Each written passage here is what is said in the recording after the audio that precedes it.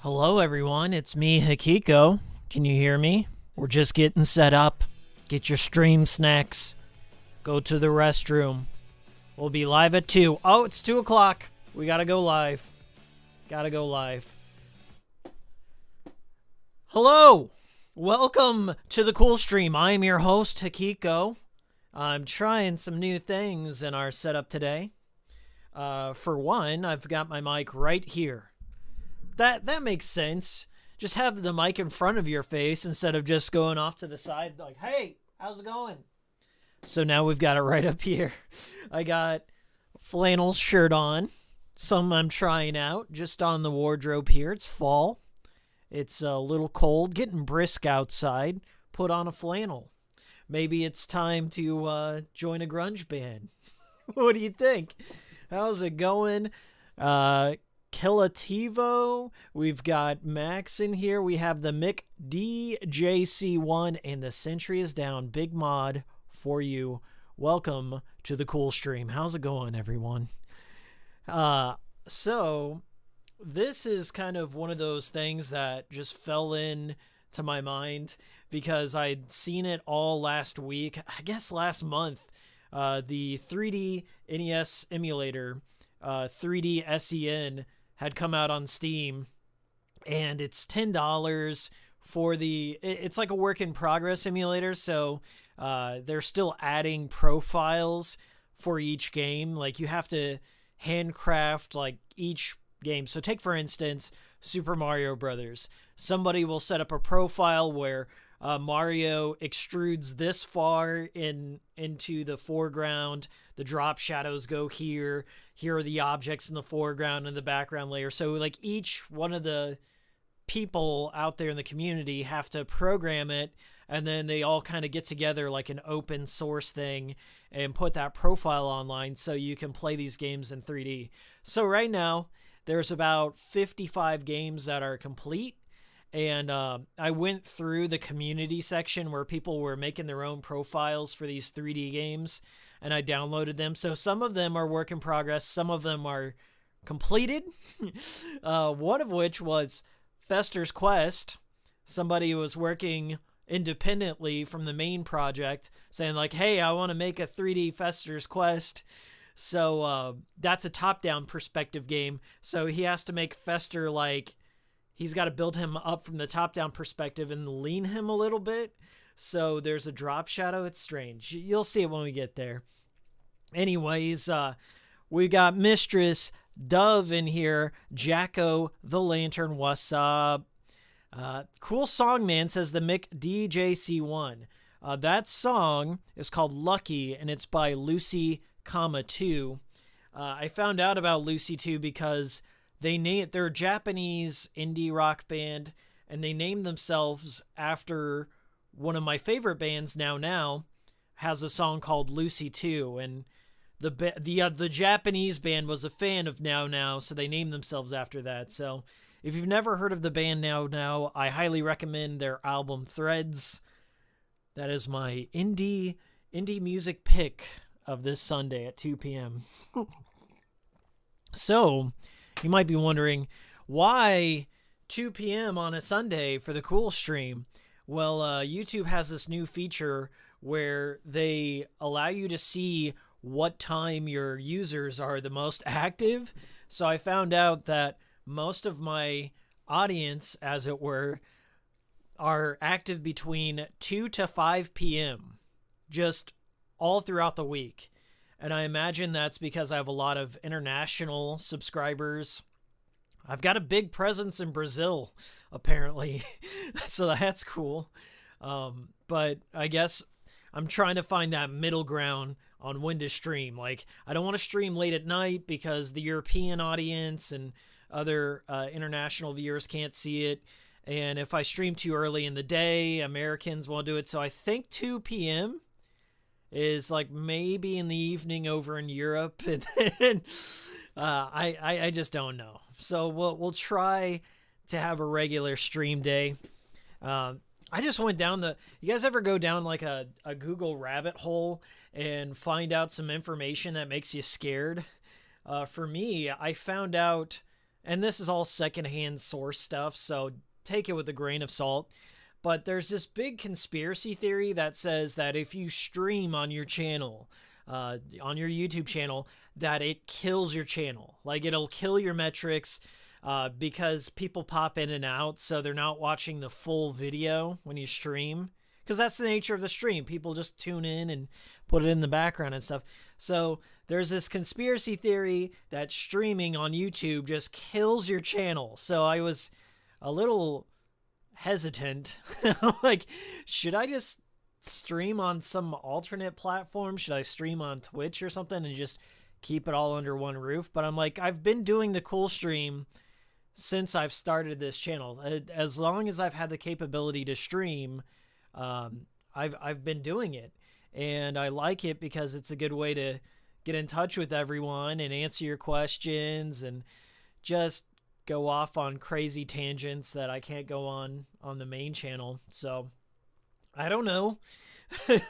I guess I'm just going to keep doing it until somebody really tells me different. But I think it's a part of the channel. It's too ingrained in the channel to let it go. So I'm killing my channel, quote unquote, because of you guys. So, Metal Storm, they haven't built a profile for it yet, so I will go through the list here in just a second. You can see I got 7 pages worth of games that we can pick from. We've got Scotland here from Colette. Santi's in here. Insert come to Brazil meme. Yeah, I can't leave. I'm an American. I can't leave my own country at the moment. Really, I want to go back to Japan. And Japan has released their travel restrictions on every country. They've relaxed them on every country but the U.S. Starting this April.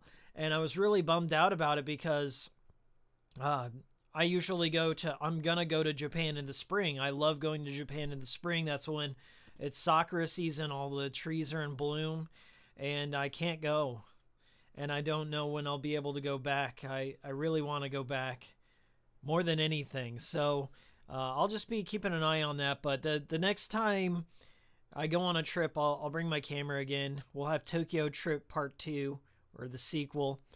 Yeah, there's a video of the time I went to Japan up on the channel, and it went well. Best trip of my life. 10 p.m. on Kelativos. I'm sorry, Hungary, 9 p.m. So that's a reasonable time to stream. That's pretty reasonable. I think 2 p.m. is pretty cool. So anyway, thank you for joining me today. Without any further ado, I have 3D SEN over there. Here are the games that I have. So I have the Adventure Island, Lolo, 1 through 3. It's because they're essentially pretty much the same. Antarctic Adventure, Kojima's first game. Balloon Fight, Batman, which is in the thumbnail. Battle Kid is like an indie, I want to be the guy kind of game. Bomberman. Page 2, we got Bubble Bobble, Castlevania 1, Chip and Dale. I've never played Circus Charlie, same for City Connection. Clue Clue, Contra, Dig Dug, Donkey Kong. We've got Donkey Kong Jr., Donkey Kong, and 3. I really like 3. Dr. Mario, Duck Hunt, DuckTales 1 and 2, Fester's Quest. This is a custom profile that was made by one of the community users, so it's a work in progress, but we'll play that. Galaga, Ghost and Goblins, Goonies are good enough. Gyromite, Ice Climber, Jackie Chan's Action Kung Fu, Journey to Silius. By the way, one of the hardest NES games. I did so much better in 3D. Kung Fu, Legend of Kage, Legend of Zelda, Mappy, Mario Bros. 1, Mega Man 1 through 3, Metroid, Pac-Man, Puyon, Popeye, Road Fighter, Shadow of the Ninja, Shatterhand, which is an odd thing to throw in there. I'm surprised they put... I love Shatterhand, but I'm surprised they recognized it. Snow Bros, Mario 3, Mario Bros. 1, Mario Brothers 2, which is another work in progress. TMNT, work in progress, but it plays mostly well. Like, I played a bunch of it last night. Tetris, Nintendo, and Tengen, Bugs Bunny, Crazy Castle, Twinbee, Urban Champion, Werewolf the Last Warrior, Wild Gunman, and Wrecking Crew, Yar Kung Fu. So if you saw anything in there that you want to see, Shatterhand is great. To Santa. Yeah, we could play a little Shatterhand. Yeah, whatever you want to see, let me know. Akimbo was taken. The NES version of City Connection is inferior.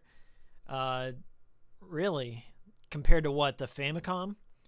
Okay, we'll play some Turtles so I can show you this. Turtles is great. Very hard, though. So I've got a background gradient of space, so the margins, you can see the background.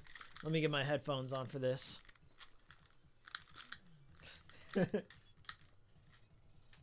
I'll show you how this works. I saw another dude on YouTube, Silent Rob. He was randomly gifted this, and he started streaming it, and I was like, oh, okay, great. So here we are. We've got some turtles. So you can like move around. Some of the layers extrude, and you can zoom in and out on it too. So it's a little trippy at first, but you can set the angle. Usually I go from like a top right or top down angle, but yeah, you can rotate it all the way around, which is pretty funny to think about, like playing an NES game from the reverse side. But it's wild, and it's just work in progress. It just released in August, I think, or July. It's really new, and they've been working on this for 5 years. I can't wait till they do Kirby, because, I mean, Kirby already has a 3D port on the 3DS, but see, you can see the depth. They punched holes and stuff, so you can, like, look around and see all the drop shadows and stuff. But you can play it kind of like a board game. This is the overworld section here. So TMNT is broken up into overworld exploration and side-scrolling. So once you get into the map here, you can zoom in, zoom out, and see like each one of the creatures down there has like an extrusion point, so they look a little bit thicker. But they also have a VR version of this too. So if you have a VR headset, you can play it and I guess see the layers of depth and all that cool stuff, but the only VR headset I have is my PSVR, which you can hack. I found out you can use it on your PC, so I'll have to dig into that. Anyway, switching between all the guys. So, I don't know what looks good on the stream, so we'll just kind of do it from that angle here. Yeah, it is very trippy.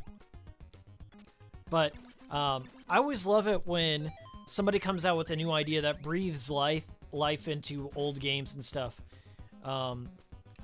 Turtles, the first one, is not a great game per se. It's notoriously difficult, and the enemies respawn a lot, and I mean, it does have some of the series regular characters and bosses, like Foot Soldiers, Rocksteady, Bebop, and Shredder, but it just feels like one of those infamous Japanese games that they were already in development on. They were like trying to make a separate game, and then they just pasted Turtles into it. And it's unbelievably complex for a Ninja Turtles game. For a Saturday morning cartoon kind of game. Like you have to have a degree of strategy of when to switch out turtles, when to pick up a pizza, which turtle to sacrifice to beat a certain section, like the underwater stuff. Like, I couldn't wrap my head around it as a kid, but as an adult, I've kind of grown an appreciation for the challenge. And I really like the colors in this. Like this, I like the contrast of like the bright red and blue and stuff. You can also kind of see the text boxes pop out. There's a little bit of depth to the words there, and the map. So you have like a grid. You can see that like there's a little wave that happens on the map. I think that's really cool. And each one of the turtles in the bottom right has their own custom color for the Turtles logo. But I usually stick to Raph and Don. Donatello's good for like long range, like sniping from up top, and Raph's just like one of the more powerful turtles in terms of attack and defense. He's kind of like the tankier one. Each one of the turtles has their own stats. Oh no! Okay. The one thing is, you don't want to let your turtles, like one of them die, because you have to like go out of your way to rescue them. They get kidnapped. Yes, so a game by Ultra Games for Ultra Gamers, yeah. Ultra Games was a shell company by Konami, so they could publish more NES games, because Nintendo had like weird restrictions on how many games you could publish as a company to keep, I guess, quality standards up high, but if there's a loophole, companies will exploit it. This is what I'm talking about with Donatello here. He can clear out the top floors, and then you're protected by that wood. Like, who's this chainsaw guy? Alright, let's, killing Leatherface in the Turtles game. There was a Turtles character called Leatherhead, but he was like a crocodile from the bayou. We're gonna heal up Mikey there. Or Raph. The one thing I don't like about Donatello and Leonardo is you can't crouch and stab forward. Like you have to switch to another character, because Raphael, like, he can attack in front of him on both planes, but Donatello can only strike up, down, and right, but he can't crouch and strike right. Oh shit. And the respawn count on these enemies is ridiculous. Like, they will massively respawn all the time. I remember not... Oh, shit! So there goes all my pizza. There goes all my pizza. Let's reset this game. I actually know a spot where pizza respawns endlessly. I really didn't need to go to that place anyway because there's a good spot for grinding pizza. Are you describing a hardcore RPG or an NES game, says Jacko? It is. It's a hardcore action RPG. That's the way you gotta look at Turtles. So I gotta watch out for these guys. The turtle! I got turtle crushed! Yeah, those are the turtle crushers. Ridiculous. Damn! As Raph would say. Damn! Let's try that again. Reset. I tend not to explore the overworld because those turtle crushers just spawn out of nowhere and just one-hit kill you. And they do it so quickly, too.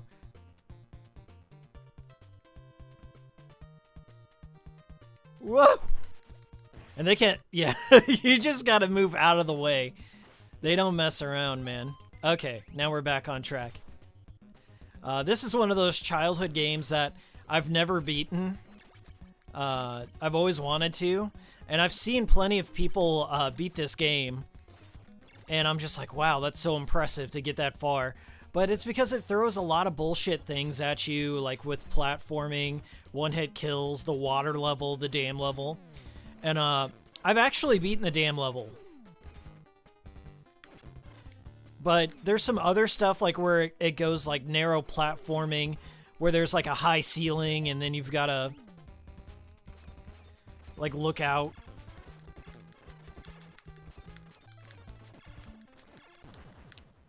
And that was Bebop. Rocksteady's a bit harder if you don't do the Donatello trick.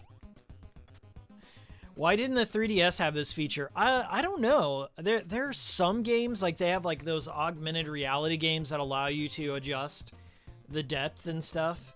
But not many. Many of them were like a fixed plane.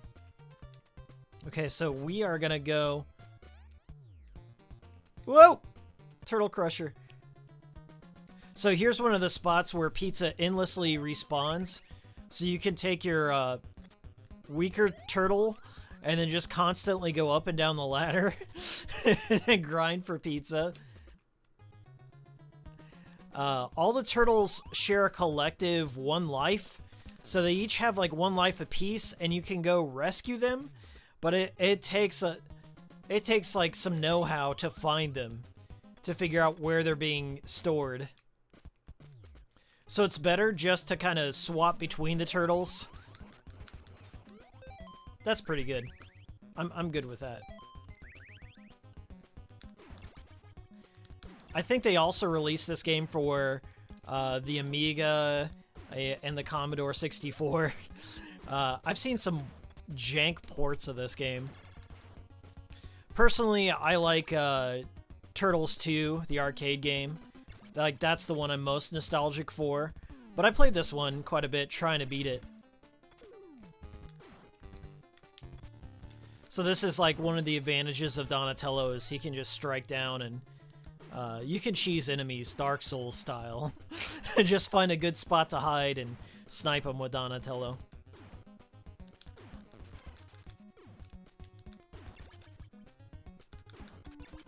Yeah, those are the dive bombing enemies. They just throw the kitchen sink at you later on in this game. It's really unfair, the degree of challenge they have for this little cartoon game. Let's see here. Did Killer 7 rip off the healing system from this game? You know, Killer 7 and Turtles, that's an apt comparison, for sure. Should I play like this way? Zoom out a little bit? Hey, pizza time, Shadowhawk. Hey, what's up, man? What's up, Dark Sin? Alright, I think this might be one of the areas right here that you can rescue a turtle from if they get kidnapped. But I'm about to hit up the dam, so I think I gotta go through here to get to the dam. Because there's the battle with Rocksteady coming up.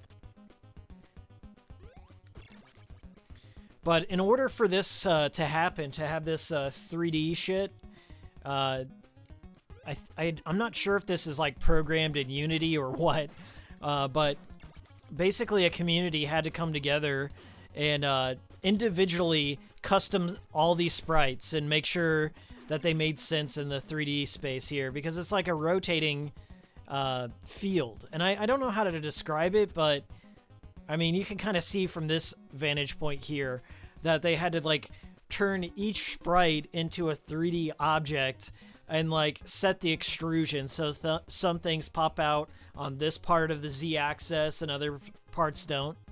I did that in Photoshop for the thumbnail.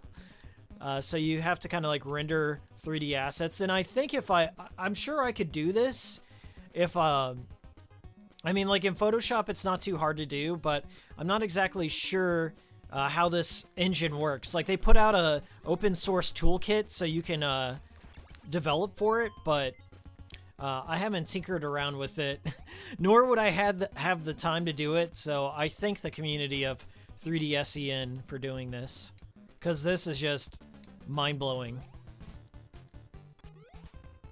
So this is one of the spots here. You can attack Rocksteady. I remember doing this trick as a kid. Like, it's weird when he jumps. Anytime that he jumps is when you can attack him, but not when he's standing. I don't understand how that works. I guess his hitbox grows a little bit. 32 viewers. Welcome, everyone. Welcome to the Hikikomori Cool Stream. I'm your host, Hikiko. I got a new video up on the channel, Grasshopper B-Sides, Episode 9, Lollipop Chainsaw Retrospective, 40 minutes long. It was quite the endeavor. Dude, check out the dam here. You can tell this is a work in progress because, like, let me zoom into this part up there. You can see how, like, the water and bits of the tiles are sticking out, so like this dude is still working on rendering this part. We're not going underwater just yet, so I'm not sure if this guy said that he's definitely gotten the first level done on this one, so we can at least explore. We're gonna try and get up to the dam and see how far they got into programming this. But I should also show you what controller I'm using. This is right there, the NES 30 Pro by 8-Bit Do.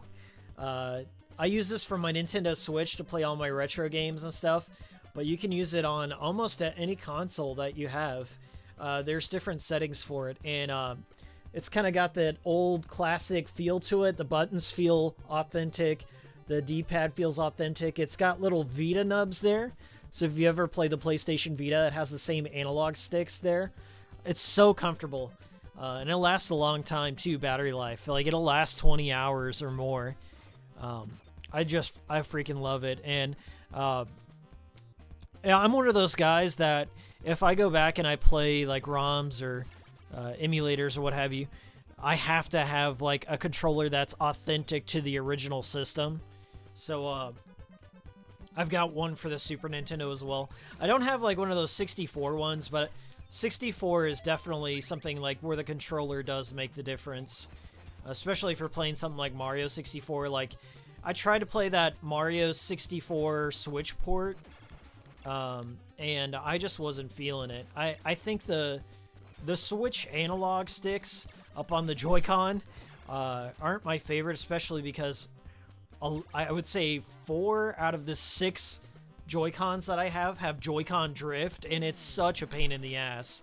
I can fix it if I swap out the logic board, which I've done before, but opening up a Joy-Con is a pain in the ass. Like, there's so many like little moving pieces and springs in there, so if you try and open up a Joy-Con, like a spring will immediately pop out, and it takes over a half an hour to get it right. Like, if you've ever taken apart a Joy-Con, you'll know what I'm talking about. It's such a pain in the ass. The Joy-Con is like one of the most like low quality controllers that Nintendo's ever released in terms of failure rate. Basically every friend that I've ever talked to about owning a Switch, they've all told me their horror stories about how they were playing something and the Joy-Con drift like reared its head, and it's sad. But I do have one of those Pro controllers, so I have I ponied up eventually, like when Deadly Premonition 2 came out, and I got the Switch Pro controller, and it's a amazing controller. Like, the battery life lasts forever. It's heavy. I like a heavy controller. Good analog sticks on it. And I hear they also are susceptible to drift, but it's rare. So I'll take rare drift over common drift.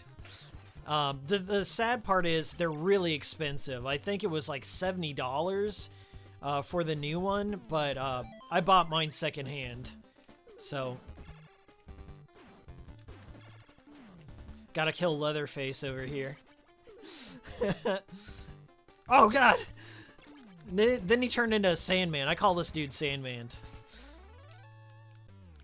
I don't know what the official names are for these freaking dollar store characters that they built for the Turtles game, but I gave them individual names like Leatherface and Sandman and Man on Fire. This is like one of those jump. Like, you can see how the ceiling's too high. If your head sprite touches the ceiling, you come to a dead stop, and you immediately go down Castlevania style. So, like, trying to do, like, this tiny little platform, like, it's... that they have, like, so many of these later in the game, just, like, trying to get past that shit. That's the hardest challenge in Turtles right there. But you can kind of see here, like, what I'm talking about. I'm showing off the depth to people just joining us. Like, the depth here is, like, really fun to play with. And because I have the analog stick on my controller, I can kind of just change it on the fly. So in any given situation, you can rotate the plane, and I just love that. Yeah, Donatello can't attack those little Mousers there. I believe those are official Mousers. These little guys on the ground there. I'm not sure if those flies are supposed to be like Baxter Stockman or something.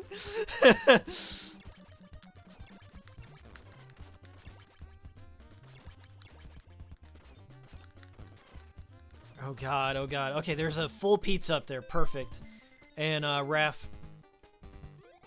But of course there's going to be a boss battle. You know, they're not just going to give me a pizza for nothing. Yeah, those boomerangs are super strong. And the cool thing is, so, let's see, take a look at the bottom right. So that blinking icon, those are my boomerangs. They're one of the most useful weapons in the game because if you catch it, it doesn't, deplete your stock. So, when it comes to boss fights and stuff, you just definitely want to have some boomerangs around. There's also, like, a ninja scroll that's pretty dang cool. But it's slow. That's the downfall there. But we popped one off here. Here's another one of those shitty jumps. So I'm going to practice over here real quick. Okay, so you just gotta... I think it's like right.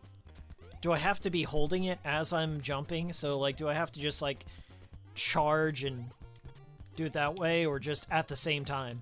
I think it's at the same time. Ugh! Oh, sweet, we got shurikens. Maybe I can just jump. Like, I'm almost about to make it there. God! Oh, man, I hate... So we got a spread gun. Hey, we got a super chat from Stratos Radio Blues. Yo, Miles, is it so hard to align my schedule to your streams, but I must continue your frosty supply. Keep being entertaining. Thank you, Stratos Radio. I'm happy to see you. I thank you so much for the super chats. They're much appreciated. They all go back into the channel, despite popular belief. I wouldn't call it popular. Despite unpopular belief. I spend all my Patreon money on channel-related shit, so... equipment breaks all the time. Especially when you're a content creator that edits for hours on end. It's like stuff breaks. Right now, my power supply on my PC, the bearings inside the fan are now failing. So, like, every other time I start my PC, like there's an extremely loud whirring sound, so I have to, that'll be the next thing I replace on my shit, is it's going towards a new power supply on my PC, so thank you very much, Stratos. God, the jumps in here are ridiculous.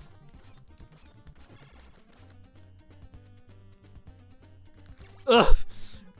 We're gonna do this. Andrew Carmack says, if I'm remembering over the videos right, you can just walk across that gap. Is that the gap that I can walk across? I thought there was another one. If I can just walk across that gap, I'm gonna be so mad. I'm gonna be so mad. But we're gonna try. We're gonna try. Okay, ready? Oh, no. You can't walk across that one, but there is one. I do remember what you're talking about. God, the enemies here are so ridiculous. They're so unpredictable. Like, you never know when they're gonna spawn, if they're gonna have projectiles. Like, some foot soldiers will jump and throw projectiles. Ugh. It's so stressful. You guys don't even know. If you've never played the original Turtles game, you don't know how stressful it can get, because, like, you'll get a good flow, you'll feel like you're kicking the game's ass, and then... Alright, let me practice this jump. Damn it. Okay. So, like, I think you just have to... It's that ceiling up top. Maybe... Do I jump from here? It's just a light tap. Okay, so there's two different kinds of jumps. There's the power jump, and then there's the light jump. So there's, like, little tap is what I gotta do. Little tap. And then there's big tap. And big tap is like a normal button press, right? So you just, like, 1/2 second, and it's mega jump. But it's like, eh. Okay, I got it. Jeez Louise, man. I just want to get to the second level. That'll be my goal with Turtles today. I mean, it's a feat just to get to the second level in Turtles. Yeah, it's a James Rolfe moment. Shout out to AVGN. I don't think any of us would be here if it weren't for him. Oh! I apologize, headphone users. I really want to clear that gap. I really want to do it, just to say I did. It's the platforming that makes this game suck. If the platforming wasn't so unforgiving, this would be a great game. The music's good. The idea of it is interesting. I really like the graphics. Like the color palette that Konami used was something else. God dang it.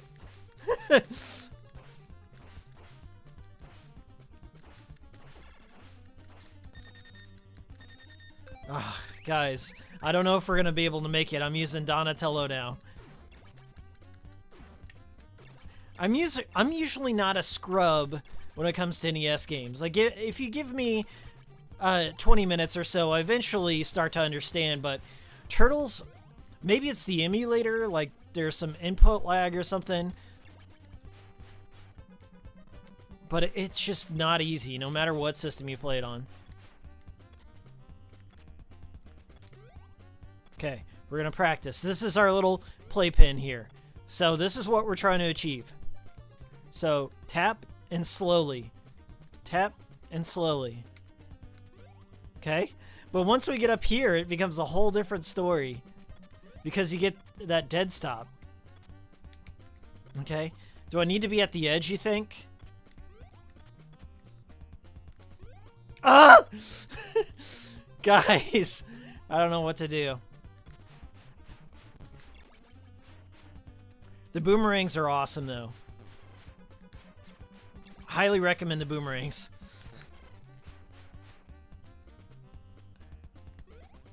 So, like, we'll practice on this one because it's the same plane, right? So, you naturally think, maybe I can, like, delay it, right? So, like, maybe there's air control? No, there's not. That precision. That precision you need. Okay. You know what? I'm going to jump from this angle right here. I think I gotta just like run it. Maybe there's not enough space there. It just feels like you can. Yeah, there is a 3D NES simulator, so you can kind of see the depth here when I do that. Zoom out, zoom out, zoom out. I'm so nervous. Golly, golly. Oh, I did it! And a fly hit me! Come on, man! Come on, man! Show me some mercy, Konami! Show me mercy, Ultra Games! I got over there and I was so happy! I was happy just for one tender moment. And then just a fly spawn. Did you see that?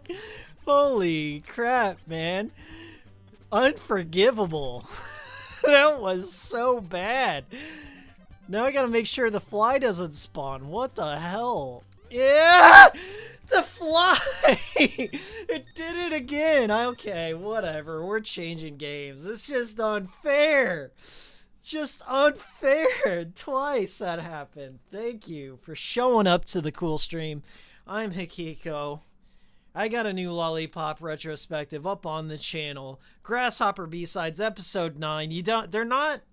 That's the thing. People think because they're serialized, because it's episode 9, you need to watch the other ones. You don't. You can just hop in at any episode and you'll learn some information that you won't get anywhere else. That's my Hikiko guarantee. That was a long edit. A really long edit. I got another video. I'm set to release sometime next week. It'll be a shorter video. Remothered has a sequel coming out because I'm not a big dick pro reviewer, okay? Because I'm not a corporate shill. I don't get the copies early like everyone, so I can't put them out before everyone else and jump high in the search rankings. But I did put out a history of Remothered video last year. Only one who talked about the creation of Remothered. Only one who talked about the beta of Remothered. What the project was before it became Remothered.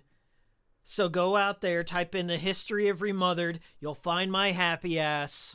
And you'll learn something. So if you're going into Remothered 2, you'll get to learn about the history and my thoughts on it. So go check that out.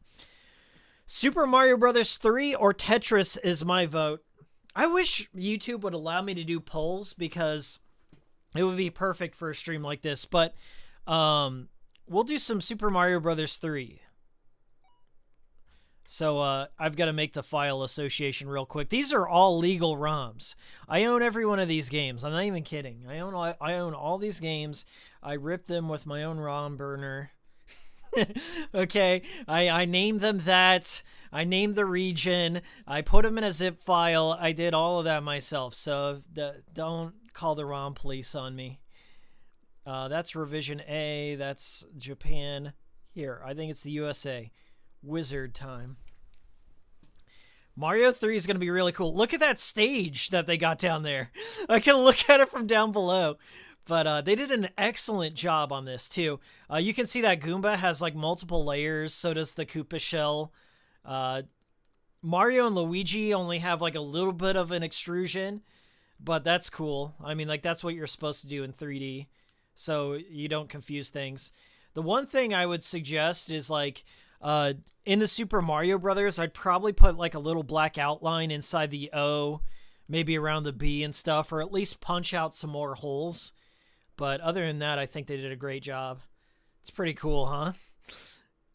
We zoom all the way out, all the way in. Happy Hikiko noises, says Darkelson. I don't know how do you pronounce your name. 2Y. Hi, boys. Hi, 2Y. Hollow Universe, you should try next time to reach out to publishers. The creator of Remothered, Chris Darrell, the creator, shared out my video. So he actually liked my video. He might have posted it on his website, too. So, yeah, the creator of Remothered has published my video at one point. So that was cool. So here's the world map. So to give you an idea, you got the dancing cacti there. The Koopa Troopa, the Hammer Bro down there is still 2D. Mario's still 2D, but I like what they did with the Mushroom House, the Toad House over there. Pretty neat stuff, huh? Okay. We'll do it from this perspective. How about that? It's a little strange playing from like a 2.5D perspective, but the coins are 3D, the clouds. The piranha plants look a little strange. Can we look down the pipe? Okay. That's sad. The revelation is it's just a beige texture. That's what's inside there.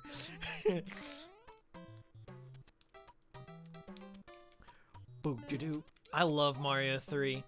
You guys ever seen that movie Three Ninjas before? Every time I play Mario 3, I think of two movies. I think of the Three Ninjas, because there's like one brief scene where they're playing in their room. They're playing some Mario 3, and I always thought that was cool. It's like, man, I wish I had that cool of a room, just playing Mario 3 in my own bedroom. And then, The Wizard, of course, where they unveiled Mario 3. Now, I don't consider Mario 3 to be the greatest Mario game in the whole franchise. Like, there are people that just completely worship Mario 3. Maybe I'm contrarian in saying it, but I really enjoyed Mario 2 more. Even though, yeah, Doki Doki, whatever. I just like the mechanics of picking up and throwing stuff a lot. That just really struck me as something unique. Instead of being afraid of your enemy, like using them as a weapon, using like riding the enemies, and I always thought the world of Mario 2 was like more interesting. Like I guess it was called like what? Subcon? Because it was like the subconscious of Mario. Like it was Mario's dream, according to the lore. But I always liked the world of Subcon better than the Mushroom Kingdom. The Wizard is a classic. California? It's so weird, too. Like, Christian Slater's in that. And so, like, when I watched Mr. Robot, I always thought back to, like, man, that dude was in The Wizard. He has my respect for life. Even though it gets a lot of its video game facts wrong, like many video game-related movies, perhaps the new Monster Hunter movie comes to mind, or Resident Evil. That's one thing as a gamer I've kind of let go over the years. Like, you gotta understand that you're not gonna ever have a faithful adaptation of your favorite game franchise unless it's something short. Like Resident Evil has potential for them to get some more stuff right because the game itself isn't terribly long. So that does have potential. Like, they are making a new live-action Resident Evil, so they could definitely have the raccoon and the Arcalay mansion and stuff. They could get that right for sure. But I also appreciate it whenever they try and do something completely new. Like, the Mario Brothers movie is one of my favorite childhood films. Regardless of everyone trashing it, it's one of the most hilarious sci-fi comedies out there. I went back and I watched it, and there's some really funny jokes in there, and like, even though John Leguizamo and Bob Hoskins were drunk on the set all the time, there's some like really funny things that happen, and you're just like, even for a children's movie, which is what it was supposed to be, it just like gets away with a lot of great adult humor in there, and weird moments, like the Walk the Dinosaur moment where Mario goes into this club and then he like seduces this big woman in the Boom Boom Room is where it's at. He goes into the Boom Boom Room and he like tries to steal this crystal from this like fat woman's breast crevice. Like during a dance, like he dips her and he tries to like stick his mouth in her breast crack, and I always thought that was weird from a child perspective, but I think John Leguizamo really was a great Luigi. I know John Leguizamo is just kind of like a a wild guy, and he's made movies like Spawn and The Pest, but I always enjoyed seeing him in Mario Brothers. And I listened to this podcast that John Leguizamo did, just talking about the Mario Brothers movie, and he said that they cut so much content out of that movie. Like, there was a whole rap battle. There's a rap battle called the Koopa Rap that they just completely cut, and I guess there's no footage of this Koopa Rap. And I was like, damn, that would have been weird to see. Yeah, Dennis Hopper was great as King Koopa. Just the whole de-evolution thing. Like, wherever they de-evolved enemies into... oh, that's trippy as heck. Just the whole idea that they would de-evolve their enemies or dissenters against Koopa. It's like such a weird political movie, because I think King Koopa is trying to get reelected in his Blade Runner dystopia that he's built for himself. And so there's like all this Koopa propaganda. Like, he's usurped the Mushroom Kingdom. So he devolved the Mushroom King, like Princess Daisy's father. I know it sounds like I'm speaking like a fever dream here, but Koopa's usurped the throne and devolved the king into fungi. Like, he devolved him that much. So the king is like all over the kingdom, and he's there's like that famous line where Luigi's like, you gotta trust the fungus, and the fungus shall provide. And like the king, who's all this fungi all throughout the kingdom, is dropping bombs and providing ropes and stuff. And I always just thought that was so bizarre as a kid. I'm like, well, this is weird. It was like a half Blade Runner, half sci-fi comedy in the vein of Ghostbusters, and you just gotta love it. That was like one of my life's disappointments, is they never made that sequel. Because at the end there's a sequel hook, and I always thought that was so cool. I always wanted to see one of those sequels. Anyways, there is a timer here, so I do have to pause to read chat. Hey, Hikiko, would you ever play Sweet Home? I've played Sweet Home before. It's rough in the way that it's like a very hard survival horror RPG. So I've never really gotten far enough into it to talk about it, I guess, from a professional level, but I enjoyed what I played, and I did like the concept. The Boom Boom Room, says Darkelson. Dennis Hopper was amazing in Mario Brothers, says Akimbo was taken. It's second to his performance in Blue Velvet, yes. Candy-colored clown. Mommy. Oh, I love Dennis Hopper. He really elevates a movie. Like Texas Chainsaw Massacre 2. Ooh, classic. Let's see here. The McDJC1 says Resident Evil, the game, has a nice low budget 80s Evil Dead 1 vibe, and 2 felt kind of Italian horror to me. I would say like Resident Evil is far more Japanese horror influenced, and Resident Evil 2 is more like Terminator influenced. Resident Evil 3 especially has like more Terminator like pursuing giant enemy explosions and all that stuff, like a James Cameron film. I see that for Resident Evil 2. And Resident Evil 3 remake especially is huge Terminator 2. Let's see. You gotta compliment the movie's theme as well. Lord of the Harvest. Yeah, I saw Texas Chainsaw 2 presented by Joe Bob Briggs at a local theater, and I was so happy that I got to meet Joe Bob and see Texas Chainsaw 2 on the big screen for the first time.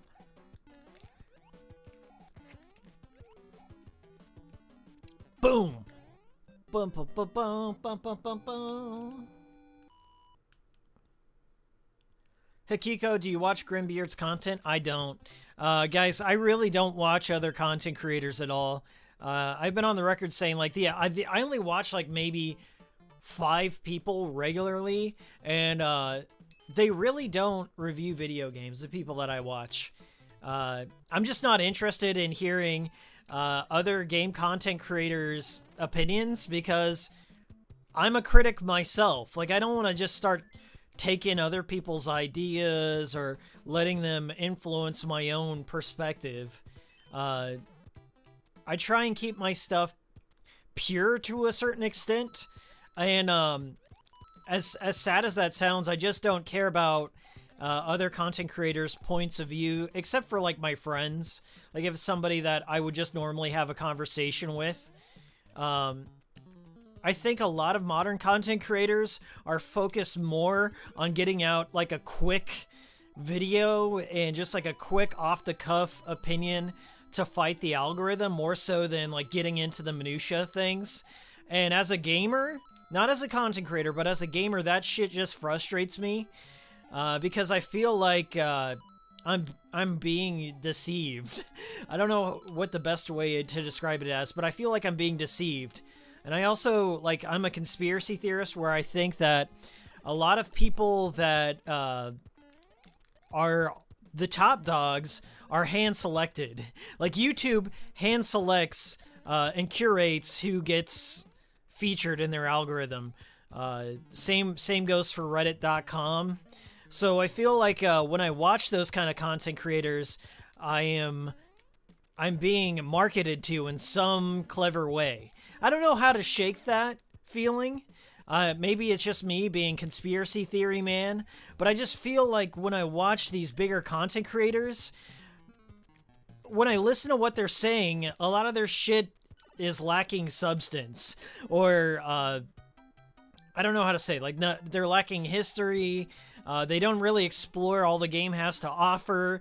Sometimes when you look at their footage, it's only like the opening levels, and they just say like broad stroke kind of things, like, oh, this game was cool, or it's frustrating, or I don't know. So that's why I don't really watch a lot of content creators. Like, the kind of content creators I watch are people that focus more on retro stuff. Like, I'll watch GameSack. I've been watching GameSack for years. They expose me to stuff that I wouldn't naturally play. But if I'm gonna, like, eventually play a game myself, I don't watch a content creator. Like, I'd rather just go in blind and then kind of give my own opinion on it, rather than just like hear Jim Sterling's hot take that he crowdsourced. Like, he went on to reddit.com and he saw like where the wind was blowing, and he's like, yeah, that'll be my take. I'm not gonna go against the grain. I'm just gonna go on Reddit and see where the popular opinion is, and I'll just kind of have that safe opinion. So I tend not to do that. I tend not to like watch Angry Joe yell at the camera, and like, you know, I know what I'm getting. It's Meatloaf again. Here's Miles. Here's little Hakiko here at 5,000 subs, shitting on everyone else. But really, I felt this way before I became a YouTube creator. Like, you started to see just the saturization, like or what would you call that? The astroturfing. The astroturfing of YouTube, and that's what we get right now.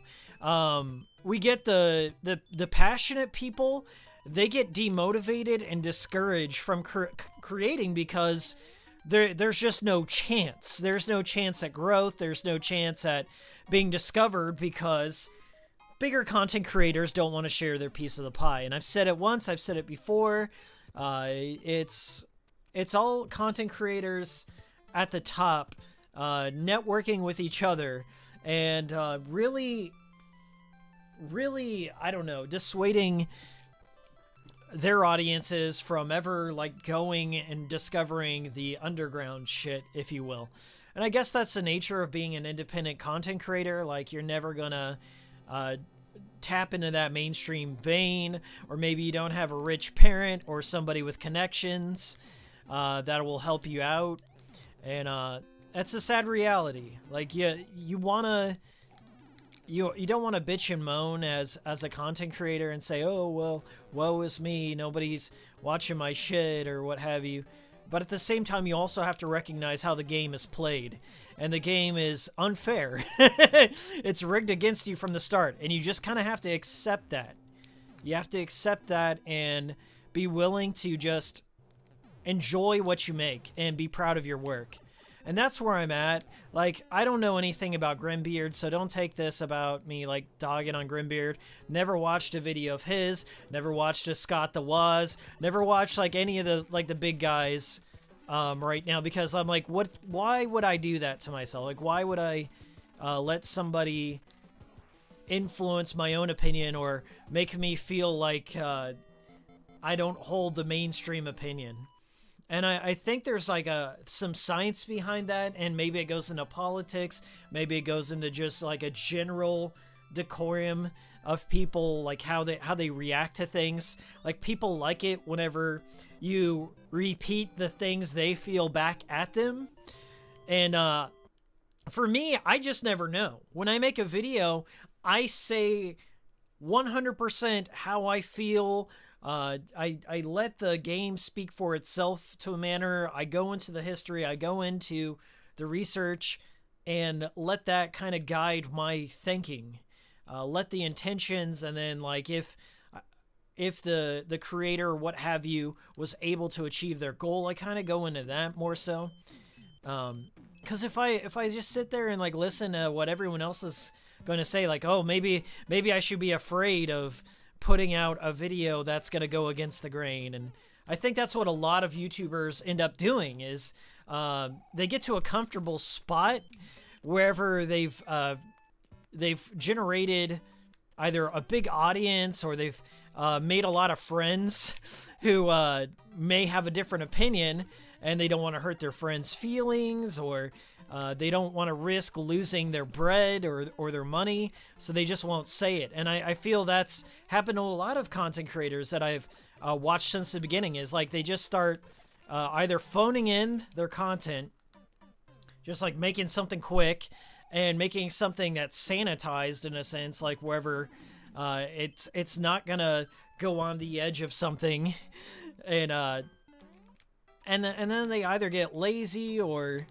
what have you. So right now I just kind of I do a lot to kind of keep myself ignorant and blind of what's being said out there, unless I can't escape it. Sometimes there are those instances, like wherever, like Death Stranding. When I made my Death Stranding video, I knew full well that there were e-celebrities out there that have already set the tone. They've already poisoned the well, if you will. And that was like the popular narrative, was to trash on Death Stranding, to call Kojima a hack, to not judge the game for its original contributions, and just call it a delivery simulator. That was the zeitgeist at the time. And I love Death Stranding. I actually came out and said that it was like one of my favorite PlayStation 4 games of all time. And I think we need more games kind of that push the envelope and contribute something new and different that we're not used to. And because I said that, I had so much shit both on my YouTube page and off of it, because I didn't just repeat the exact same shit Angry Joe said. So like, that's what I'm dealing with. And I think that like most people are reasoned and they're willing to hear you out and stuff, but you just get like a flood of, can I say retardation? I'm gonna say it, a flood of retardation coming your way, and you just can't reason and say like, hey, I personally love this game. Stratos with the $5, thank you. Your belief of cherry-picking characters isn't a conspiracy, though. Remember the rise of that girl who lived in her van? Oh, yeah. I don't know what her YouTube channel name was, but she went from no subscribers to 2 million subscribers, only having 2 or 3 videos on her channel. I don't know if the content was worth that or not, but, I mean, as a small content creator, seeing shit like that's just discouraging overall. It makes you want to die on the inside, quite frankly. Knowing that shit's astroturfed and hand selected, and that's just the nature of the beast. So just know that when I make my videos, it's out of love. It's really out of passion for my fucking craft. And I try and improve it. I try and like introduce new editing and up the production value a little bit each time. And that's hard to like keep up, is trying to like top yourself or pump up the stuff, because like everything else in your life will just be like, yeah, phone it in. No one's gonna notice. That's the sad part, is like I know that in my heart of hearts. I could just phone it in. I could just start downloading other people's gameplay videos and just talk over it. And just like take a let's play, mute the let's play, and talk over it. That's what happens. It happens to me all the time. I mean, I could start doing that any day. And like my head is like, why don't you? Why don't you just start downloading Let's Play? Nobody's gonna call you out on it. Nobody will notice. Is like the first thing that runs in my mind. Is like the cynical side of me is that I could just do that easily, and I probably should do that. Quite frankly, as I probably just should just start downloading other people's footage. Hell, I should just download other people's reviews and just talk over them. And nobody would notice, would they? I would notice, and I just couldn't live with myself, so that's why I don't do it. That's the sad part about it, man. You're being lied to on all fronts. And I feel there are a few content creators that keep it real. Like, I definitely feel GameSack keeps it real. I truly believe Joe, the creator of GameSack, actually owns the shit that he reviews and has the hardware and does his best to make a good, high-quality product. But, like, you know, you guys were around whenever that shit happened to me a couple months back, whenever that big channel, was it No Clip Gaming? No Clip Gaming, like, downloaded my Frog Minutes videos and stuff. Like, my review. I made a retrospective on Frog Minutes. And the process in which I reviewed that, nobody else had ever done on YouTube. Like, I straight up had to download an emulator, buy the game, and then like set up my PC in a very specific way to capture that game that nobody else had done. And that like really crushed me, knowing that this million sub channel, and this happened like more than five times now, that this million sub channel didn't have the decency to just comment and say, hey, can we use this? Or just like, you know, give me credit at all, anywhere in their video. And they tried to pass it off. So like they like met with Suda51, and like Suda51 was talking about Frog Minutes. So they actually did some journalism, and then they just straight up stole my footage. They took out my commentary, and then they like cropped it in such a way to wherever they hid the emulator. So I left the emulator settings in there because part of the video is like showing you how you can play Frog Minutes at home. So they were really sneaky about it. And then I called them out on Twitter, and like the owner or whatever, he was passe about it. You guys know what passe means. Like, oh yeah, I'm gonna be stoic. I'm gonna pretend like it's all a joke. And like, yeah, we did this, but it's really funny that he called us out on it. You know, kind of like a victim blaming scenario.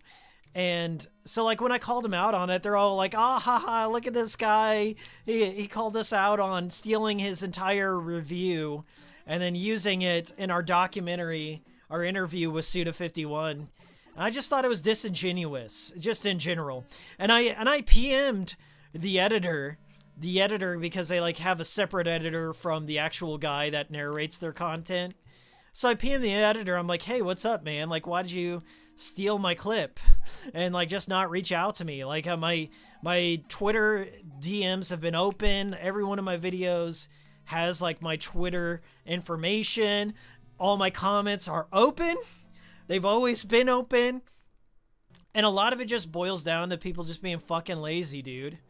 And so when I called them out on it, I made like a funny video. It was tongue-in-cheek because it's a sad scenario, like where I have to make something that's funny in order to get somebody's attention to call out a real issue. Let's change up the game, by the way. I'm gonna change it up to something a little bit better that I can rant over. Let's play some Mega Man 2 for sure. So when I called out no clip gaming in like my funny video, it like caught on. It was like one of the first tweets in a while that had just like tapped into that mainstream visibility. And I guarantee if it hadn't had tapped into it, like if it hadn't have been funny, nobody would pay attention or care about it. So it caught on. It was funny. It got retweeted. Like it got over 300 retweets. So they had to address it. It was one of those scenarios to like wherever they would normally ignore it, but now they're put in a precarious position to where they had to address it. So of course they go with the smarmy, like, oh hey, this guy put out a really funny video. Like, yeah, we fucked up. We stole this guy's review. We stole this guy's review. Ha ha ha ha. Yeah, but look at his reaction, bro. Look at how he freaked out.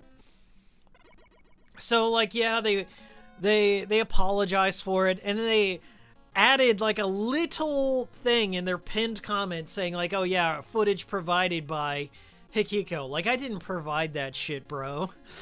We had no conversation besides this tweet. And then like the dude followed me, and then like he followed me for like a couple of days just to like you know, put water under the bridge. But he definitely I think he unfollowed me later on and stuff like that. And it just kind of got to my like head, like that how this whole system works. By the way, major shout out. Look at this stage. They made the 3D cogs. You got the elevator, like the little conveyor belt. Oh my god. Should I play Mega Man like this? If the draw distance wasn't so short, oh god. If the draw distance wasn't so short, I could do it. But I'm gonna try. We're gonna really try here. This is beautiful.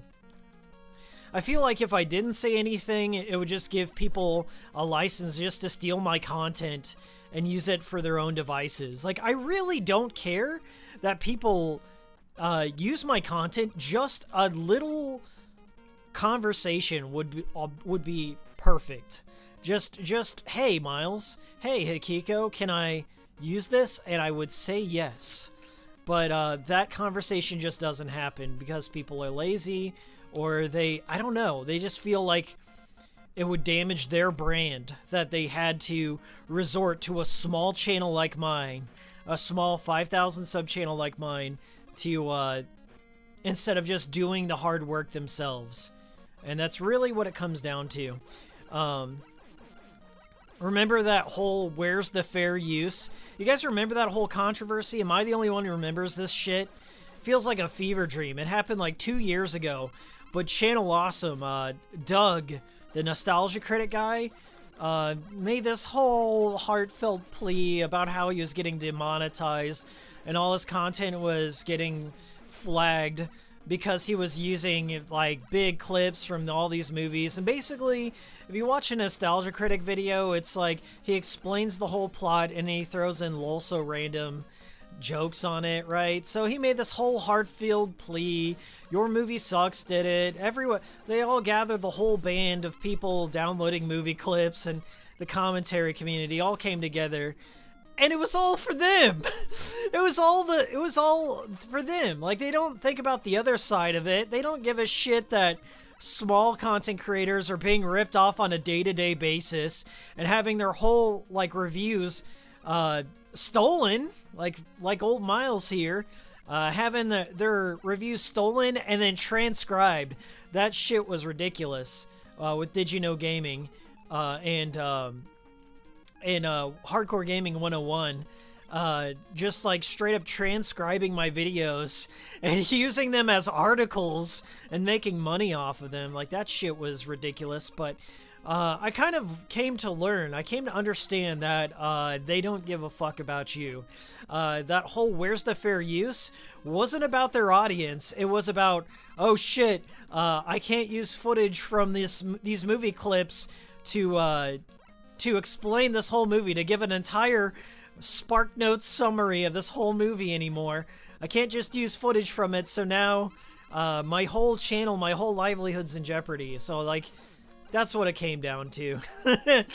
And I don't know, this wasn't meant to be a red pill stream, but it always ends up that way.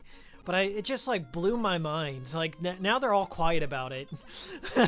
Now they're all quiet because they found an alternate revenue source. Like they got Patreons, they got PayPal, they got merch and stuff. Like they're so big that now they don't give a fuck. You know, they don't give a fuck if AdSense monetize it. Like most all the smart content creators out there, they stopped relying on AdSense like a long time ago. Like they don't care about advertisers. They don't care about that, about YouTube. Some of them don't even monetize their channel anymore. So it's just like direct to the content creator, bro. So everyone's been quiet on where's the fair use. Like you don't hear people. The system is just as shitty as it was back then. Take it from me. You get flagged all the time for the littlest things. I gotta eat wasabi piece. Anyway. That was my rant on the disingenuous nature of YouTube and can't trust them. Can't trust them. The McDJC said they even got Lloyd Kaufman on the fair use stuff. Yeah, they did. Although, like, you gotta take Lloyd Kaufman with a grain of salt, you know? They should at least contact you to do a voiceover. I've done one voiceover. One channel has Unseen64. They contacted me once and never again.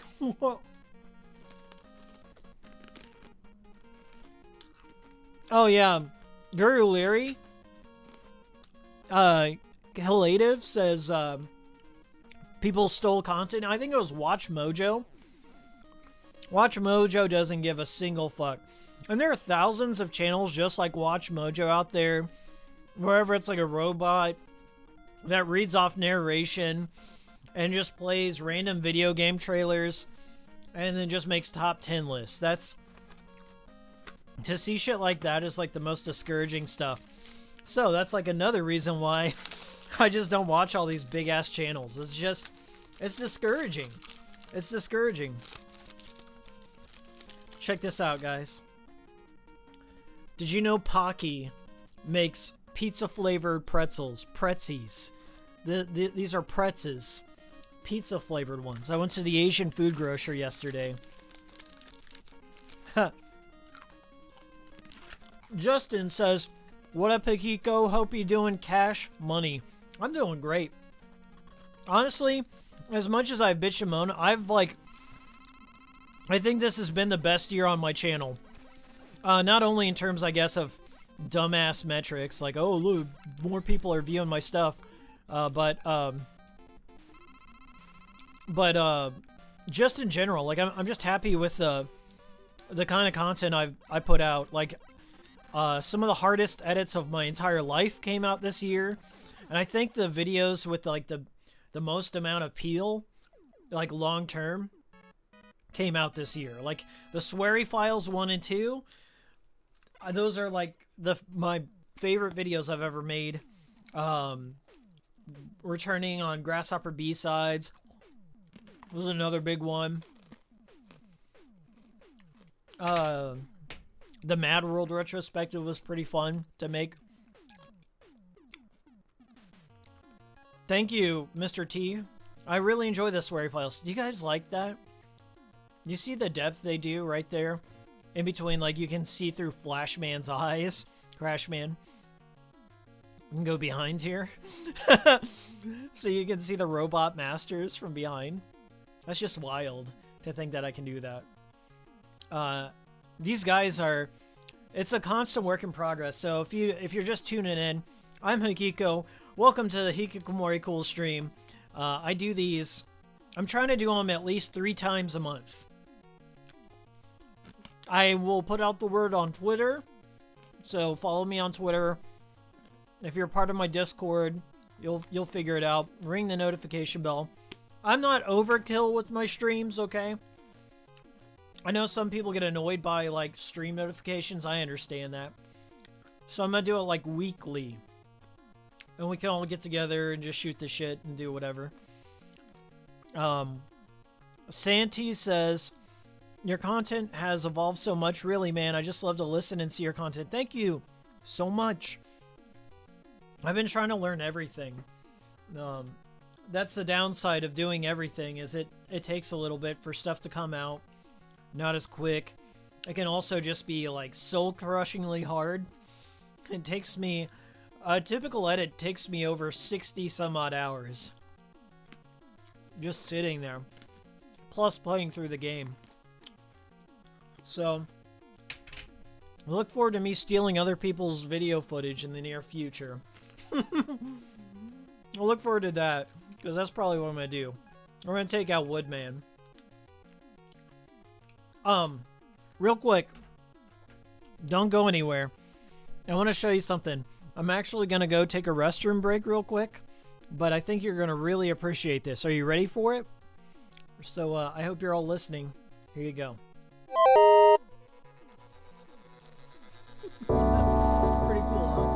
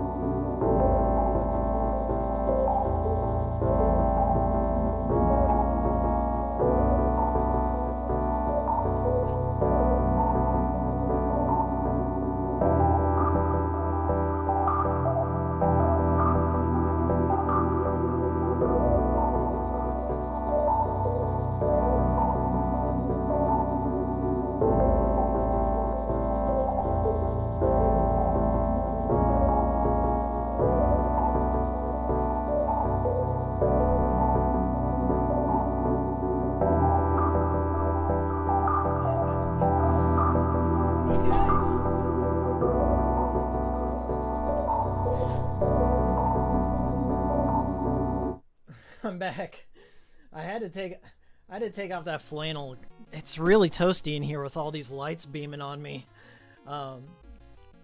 What'd you guys think of that bathroom break? Right now I've been trying to like design more features for my live stream.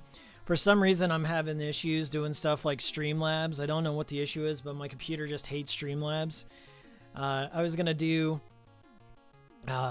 I don't know, like little weird pop-ups for super chats, like off in the side, so it would just feature the comment or what have you, so you could see it more prominently.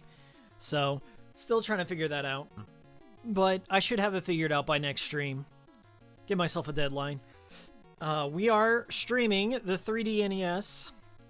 It does not work with every game just yet.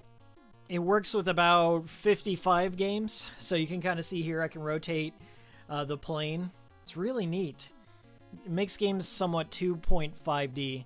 I love retro games too. You can just pick up and play them anytime, and I think Mega Man's one of the best games you can stream. I did find my true path. Okay, let's talk about something positive so I'm not going on these crazy rants. I tend to go off on a tangent because I'm passionate about what I do. I really love the channel, and I love that people watch me and show up and do all that stuff. Support the Patreon and support us through super chats and ads and just showing up in general. That's a pretty cool thing to do, I think. I never expected much starting out. I've been through a lot of different changes all throughout my time on YouTube, and I haven't been around like super long as a content creator, about 5 years now. But every day, like I learn something new, just creating stuff. I get a lot of people in my comments asking like, hey, I'm gonna start up a channel, or what's my advice? And my thing is, I used to be more discouraging, like, yeah, don't even bother. The game's rigged, my friend. I used to be like more like that, but lately I've just been helping out other channels too. Editing stuff, like editing small stuff, or giving them tips on where they can find good tutorials and stuff like that. I think it's more important that you don't try and crush somebody's dreams early on. There's enough shit like that in the world where people, there's enough people in this world to tell you not to do something. They're abundant. They're in droves. I think it's much better to learn a skill, and something that's really stuck with me over the years. You can have a job and you can like do something and earn some money, and that money comes and goes. But a skill is forever. So even if like Hikikomori Media just ends in failure one day and I just get discouraged, I will still have the skills that I've learned from managing a channel and learning Photoshop and video editing and making my own effects and capturing and writing scripts. Like all that stuff I have forever. And that's a benefit you have in doing everything yourself is you don't have to worry about people letting you down. You don't have to worry about deadlines or if somebody's going to flake on you or turn their back on you. I mean, that can happen whenever it's like a creative project. Not saying that this has happened to me recently. Thankfully, I'm still friends with most everyone that I started out with on the channel. Like me and Kirk are still homies. Me and Captain Psychopath. So like we're all good. No, there's nothing wrong there. But you just encounter this like when you're doing something creatively. No matter what you do, if it's a creative passion project, nobody's ever going to care about your project as much as you do. And you just have to know that going in. Like, people will let you down. They might not intend to let you down, but it's because they don't have the love for the thing that you're doing like you do. So you have to know that to a certain extent, you're all alone in your creative endeavor until you found a modicum of success. Like, it's kind of like one of those come out of the woodwork situations. Like, people don't really care about what you're doing until it's popular to some degree. Until they see the dollar signs. Then they start coming out and like, oh yeah, I was with you since the beginning, bro. And that's kind of how it works for any creative endeavor.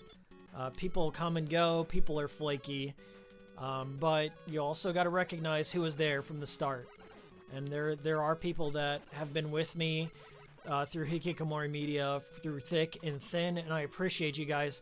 I see you in chat, I see you in comments, I see you in Discord, see you on Twitter when you guys DM me, I reply. I talk to you guys, like other content creators that I've worked with. I'm not like too prudish to like say, hey, I'm not gonna talk to you, or what have you. So we're gonna probably die on this wood band. Whoop.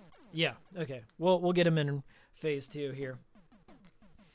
But that's something that changes, and to a certain extent, you have to have that degree of separation between being a content creator and having an audience. Like, there are some people that are cool and you can communicate with them and everything's fine and they're just normal people, and then there's other like, I want to wear your skin people. Like, I've had some of those people reach out to me. I want to be your best friend. That parasocial relationship breakdown happens, and they just don't get that. They just don't get that separation either. So there's also that side of the coin. But I would say on the whole, you can't really focus on the extremes of a situation. You can't like take all the people that are positive and they sing your praises or what have you, or they're really big fans.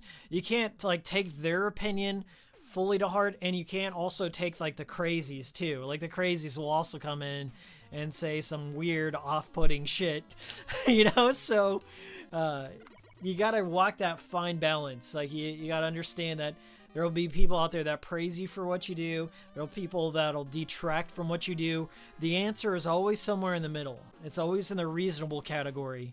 And the good people will let you know. The good friends will let you know without being a dick. That's kind of what I've taken in mind. Like, the good friends will kind of talk you down from the ledge. And I've had a lot of moments like where I've gone nuclear on my channel, or I've gone nuclear on just wanting to just like, I'm gonna end it all. not in a life perspective, but in a content perspective. Like, I'm gonna walk away from this shit. And I've had friends like Mark and Kirk.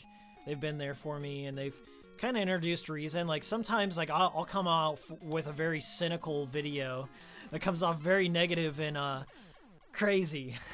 Like, I tend to go in like a manic mode or something, and I just produce something crazy, and Mark or Kirk will be like, hey, are you sure about that? Are you sure you should really have that scene in there? And I'm like, yeah, you know, you're right. I might regret this one day. I've certainly had my share of like crazy moments on my channel. So good things are in moderation. Like, don't go overboard on something. Another thing that's stuck with me over the years, they say that perfect is the enemy of the good. This is something you can apply to your whole life. Try not to be a perfectionist, because you'll just sink so much time into trying to be a perfectionist, or trying to make like an A product, or, you know, trying to make a masterpiece or what have you. What I've come to learn is that some of my most half-assed efforts are appreciated still. The weirdest part is, like, one of my most popular videos on my channel, like, I think it's like my Lisa review, I put it together in like a day. I just like rambled. I didn't even have a script from that one. I just started talking just from a positivity kind of thing, like, hey, I really enjoyed this game. It was like my most half-assed effort video, and it got like over 20,000 views. I was like, what the fuck? So I try, but also at the same time, that's a really popular cult game, kind of in the vein of Undertale. It has a very passionate cult audience, so I think that might have something to do with it, but I should also like not let that shit overshadow. So that's something I'm trying to do, like, as a creator. Like, how do I dial it back? You get that guilt in your head. That's my main thing, is like, I get guilty in my head. Like, if I don't have all the cool effects, if this video isn't like 40 minutes or an hour or something, I really didn't put my best foot forward. And I think that's self-destructive to a certain degree, you know? I think my subscribers would appreciate it, just like putting it out there and just getting out more regular content, even if it's shorter. Like, making shorter videos has been a problem of mine that I've had to recognize, that I think it would be more appropriate just to make more regular content if it was quicker and 15 and stuff, but I always feel like I'd be leaving something out, and that's been a problem of mine for years since starting this. That's what I'm trying to taper.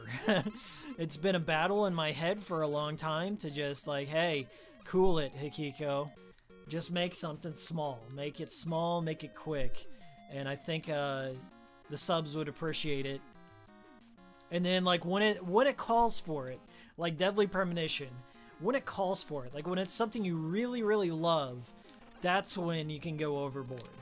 And I think people will wait, because like there's that fear too that people will just get, people are tired of waiting, or they think you're gonna have a spoony moment. They think you're gonna go overboard and have a spoony moment, and you're never gonna come back, or you're gonna burn yourself out. Which burnout is real. Burnout's a real thing, and it's scary. Like, to a certain degree, we all fear that we're gonna go spoony one day. We'll go tits up. We'll just lose the passion, and that happens. Praise Gaming Seahorse, says Sand and Sense. Yeah. Gaming Seahorse. What a popular character for 2020. Let's see here. I missed the Lisa games, says Sand and Sense. Those stuck with me to this day. Where's Dingaling at nowadays? From what I know, Dingaling, the creator of Lisa, was working on this game called Ninja Tears. Ninja Tears. And he had worked on it a little bit, but I think like his own community ate him alive. That's kind of my theory. Don't quote me on it. It's just my own conspiracy theory that Dingaling got tired of his crazy fan base. His fan base are just as unhinged as the Undertale fan base, if you will. Like, they just constantly regurgitate memes at him 24/7, and they like quote stuff from the game, and then they come up with their own conspiracy fan theories and ask him questions all the time, and then bug him about when's the next game coming out. You got to realize, like, if you looked at Dingaling's profile, that dude put over like 3,000 hours in an RPG Maker creating that game. 3,000 man hours. 3,000 man hours into making that great game. And then just people just kept draining him emotionally, like vampires. Just constantly, like, where is it? Where is it? Are you alive? And then his dad passed away. Dingaling's dad passed away. And then, like, still people were, like, messaging him and just, like, I don't know, constantly on his case. And that's probably what happened. He probably just got burnt the fuck out, and he's just like, fuck these dudes. And I wouldn't blame him. I honestly wouldn't blame him one bit. Some people just like, and it's not the whole fan base. Like, it's not all of Dingaling's fans. There's just some normal people in there that just enjoys games. But it's just like that small lunatic fringe that's just kind of like, where's the game? Where's the game? Hey, did you see my fanfic? Hey, did you play my fan game, Dingaling? Hey, what's your favorite game? Hey, have you heard of Undertale? Have you heard of Deltarune? Dingaling, Dingaling, why do you hate Trump so much, Dingaling? Why don't your politics align with mine, Dingaling? Are you addicted to Twitter?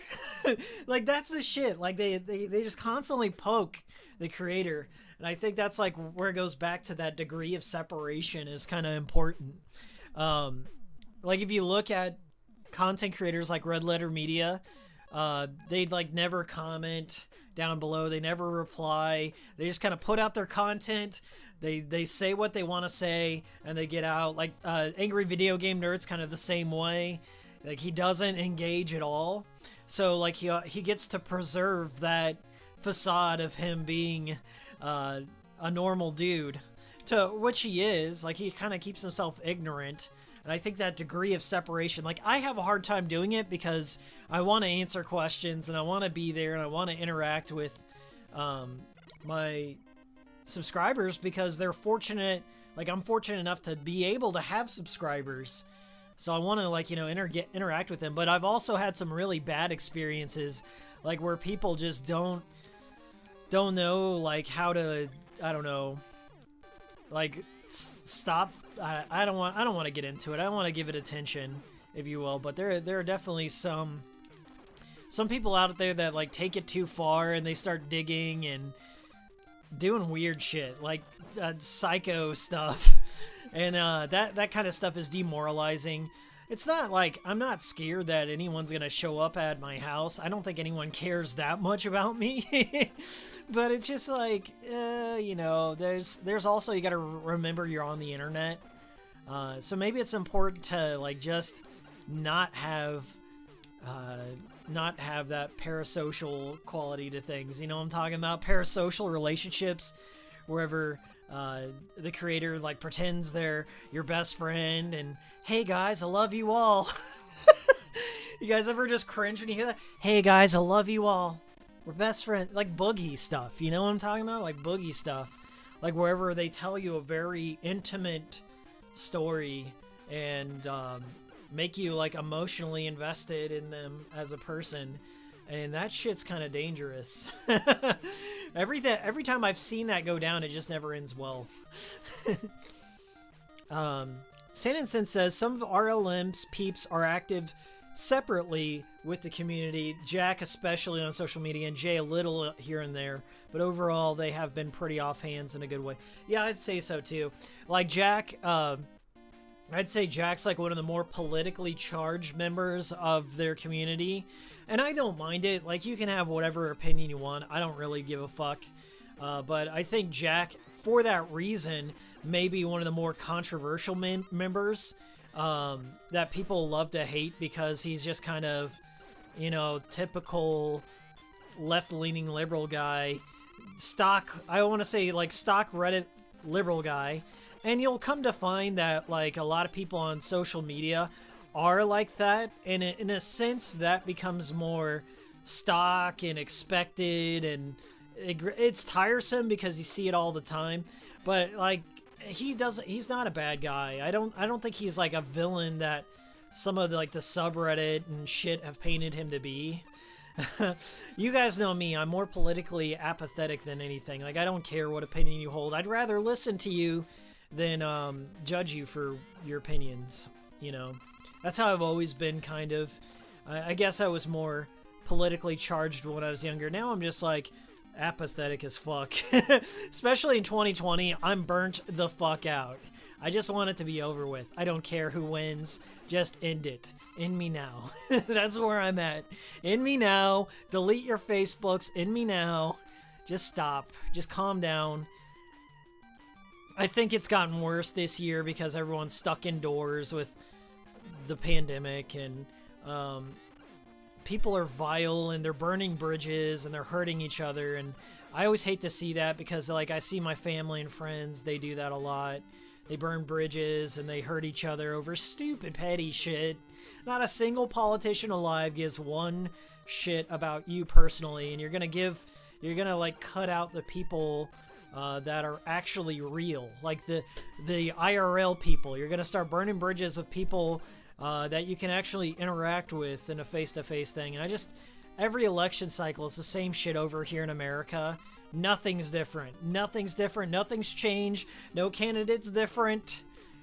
There's no radical candidate. You're just buying into the zeitgeist. You're just buying into the game they want you to play. And I think it would be more beneficial to like help. I know it sounds like very passive, like, oh, go help each other out, but I think it's better just to, like, hear people out, hear what they gotta say, and hear where it comes from, you know, just hear why they think the way they think. I'd rather pick your brain than kick you in the nuts for it, you know? But that's me. Middle ground Miles. Centrism is a poison, Hikiko. But I've always been that way, dude. And I'm not going to go out there and ruin myself. I'm not going to just deliberately divide my subscribers or deliberately divide my friends and family by espousing some shit I read on Twitter, some conspiracy tinfoil hat shit that I secretly believe in, that I think sounds cool. That X-board paranormal shit that Hikiko's into. I'm not about to go sharing that stuff that I secretly believe about the one world government and aliens and lizard people like I actually believe. I actually believe all that shit. I'm not about to tell you I believe that shit. I'm just messing with you guys. I love y'all. I love you. We're best friends and family here. I love you, Sugar. I love you too, Mr. T. The only reason not... Dark Hilson says the only reason not to like Jack is because he's really into clowns. I thought the only reason not to like Jack is for his hee-hee pee-pee. You guys ever watch Jack's hee-hee pee-pee music video that he made? Oh my god. Ha-ha, hee-hee, pee-pee, poo-poo, and pee-pee. That whole thing disturbed me on a Tim and Eric level. Sanderson says Jack is honestly tied with Jay for my favorite of the cast. I like them. I like them all. I used to watch Jack and Rich Evans, the famous actor Rich Evans. They used to stream on their own channel. It was called Pre-Rec. And if you guys haven't seen it, they were great streamers. They were kind of what inspired me to do Cool Stream. What the hell did I just do? What? What's going on, Flashman here? Pre-Rec. Jack Packard and Rich Evans, they used to stream together and they made occasional reviews, and I really enjoyed it because they would play Steam games that I would personally never play, and I thought they were really fun and they had good chemistry together, but for whatever reason I think they just ended their show. I never understood what, like, guys, look at Flashman stage. I just never understood why it had ice physics. I guess they had like leftover Iceman stage stuff. They're like, hey, let's just redesign Iceman stage and give it ice physics. Like, that just never made sense to me. Like, why should I be able to slide this far on what seems to be like disco lights?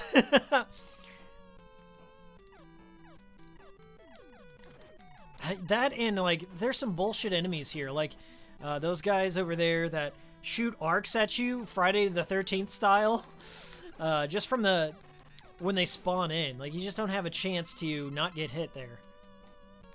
This is my thought-provoking analysis of Mega Man 2. Why Mega Man 2 is actually a secretly bad game. Why Mega Man 2 ruined my childhood. Mega Man 2, masterpiece or disaster piece?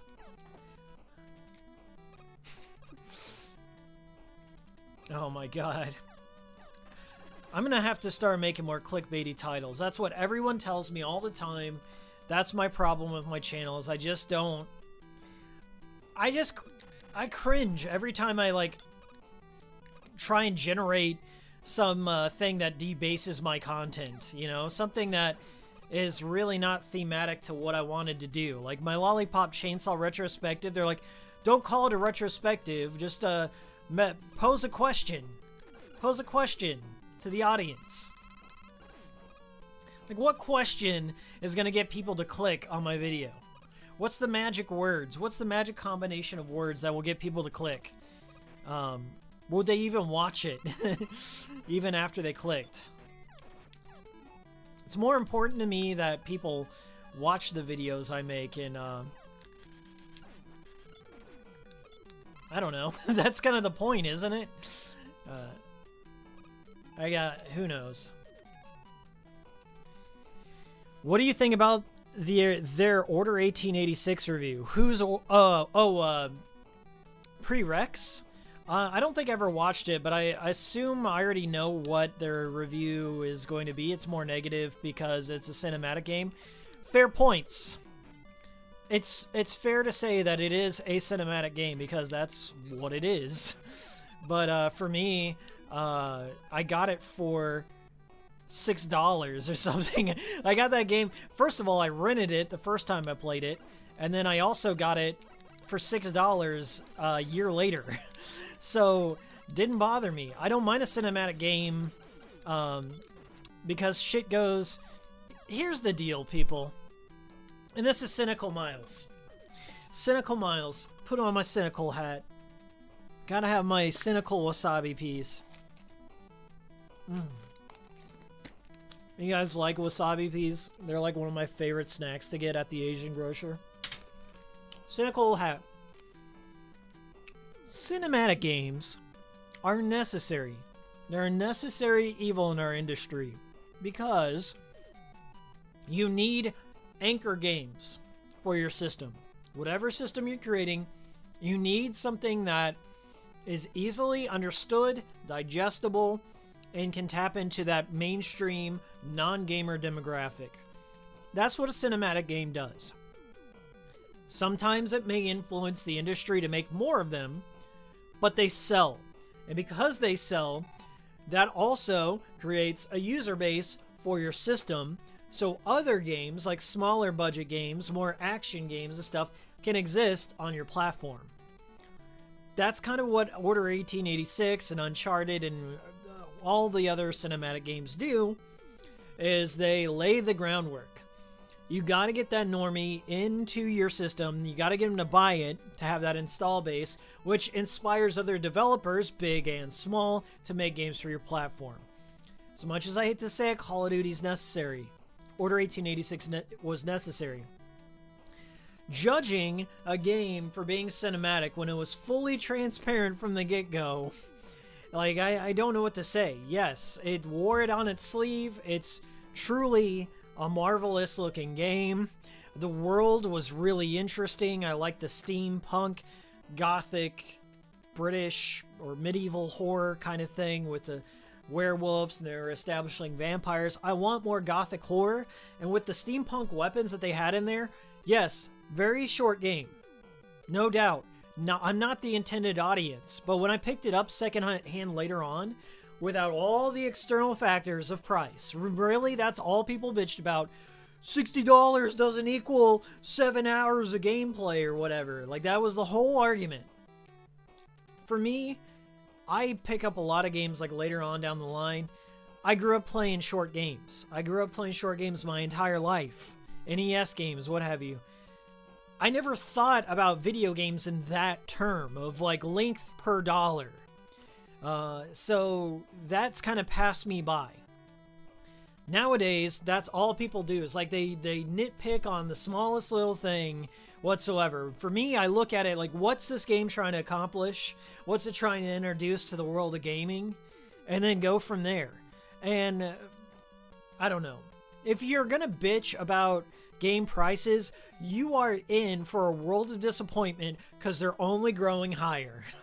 They're only getting higher from here. Last generation, that's the lowest the prices were ever going to be. Now we're going into $70. Then we're going into $80. It's just the ask is going to get bigger. That's my take on the whole matter. You don't have to agree with it, but I think a lot of YouTubers that were bitching about Order 1886 consider the source. Do they have an entire career where they're known for being an angry, mad reviewer? That they're known for yelling at the screen and throwing down $7 out of my pocket? Are they known for being controversy merchants? Consider the source.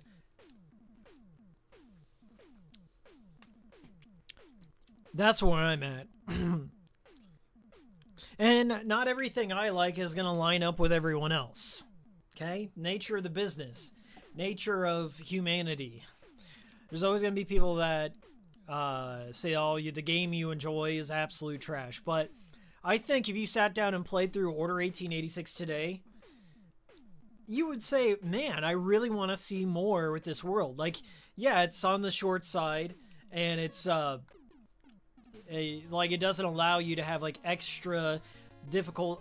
Maybe it does. There is a hard mode, but it like doesn't have you do to like additional content beyond. Like there was no DLC, but it got trashed, and I think it became like a commercial failure, like instantaneously. Nobody bought this game because all the reviewers are just out there saying it worst thing ever. It's gonna kill the gaming industry.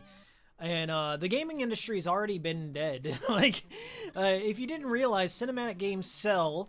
Every game that you will see from here on out has like those slow walking, moving sections, story-based narratives. Like even God of War, like a really huge action game, has to have those slow walking. Let's move this log. Let's incorporate cinematics into the thing. So it's like you've already lost the war is what I'm saying. So maybe appreciate something on its own merits. maybe just realize like, okay, there's a broad spectrum of games out there, and I just don't know why like some reviewers just picked on the Order 1886 but like let other things slide. Like let Uncharted 4 slide, let The Last of Us slide, and all that shit. They're just as bad. Just because, like, Last of Us is 14 hours versus 7 hours doesn't make it any less of a cinematic game, in my opinion. And I think, like, Last of Us is less creative than the Order 1886, if you want me to be real with you. There aren't too many games where you hunt werewolves with steampunk weaponry and get to, like, explore very detailed worlds. And, Order also had kind of like a Shenmue quality to it, where you could pick up objects, examine them, and it had some great world building. I think the only death knell, the only reason people complained was it was $60. But games are expensive to develop, guys. You can't get something for nothing. That's just how it goes. But yeah, let's see. I'm sorry, I'm behind on chat. Oakland says, the people who scream the loudest are the people who make 10K a month on Patreon. Yeah, pretty much. And there are people that just don't, like, their audience will just eat whatever they say. People who don't want to form their own opinion on something, they'll just be like, yeah, just one way. Just one way. It can only be this one way. And if it's not this one way, you're wrong. So fuck that. There's room for nuance. I have people like that in my comments all the time. They're just like, I'm so glad you said this because other reviewer said something different. I'm like, well, other reviewer can also say something different too. It's fine. But you also have to, like, understand people's motives for saying stuff. Like, why would they want to say this? Like, why would they want to show so much emotion and anger? Are people really that passionate enough about this topic to scream and try and gather pitchforks and torches and all that? No, they're not. You'll never see Jim Sterling at the front line of any mob, any protest for video games whatsoever. He's just gonna keep making videos from the comfort of his home. He's not gonna be like picketing outside of fucking EA's headquarters. I'll tell you that much. Nah, he's fine with just making like $20,000 a month or whatever it is. He can do it from the comfort of his own home. I don't blame him whatsoever, but you also got to consider that he's also a controversy merchant. He's made his bread on it, so like that's, of course, he's not gonna one day start supporting EA's practices or change his opinion on Steam, Greenlight Games, or what have you. Or, like, he's gonna say whatever protects his bottom line. It's kind of how it goes nowadays. I used to watch him all the time, so I'm not trashing on him. I definitely see the appeal. He is fun occasionally, but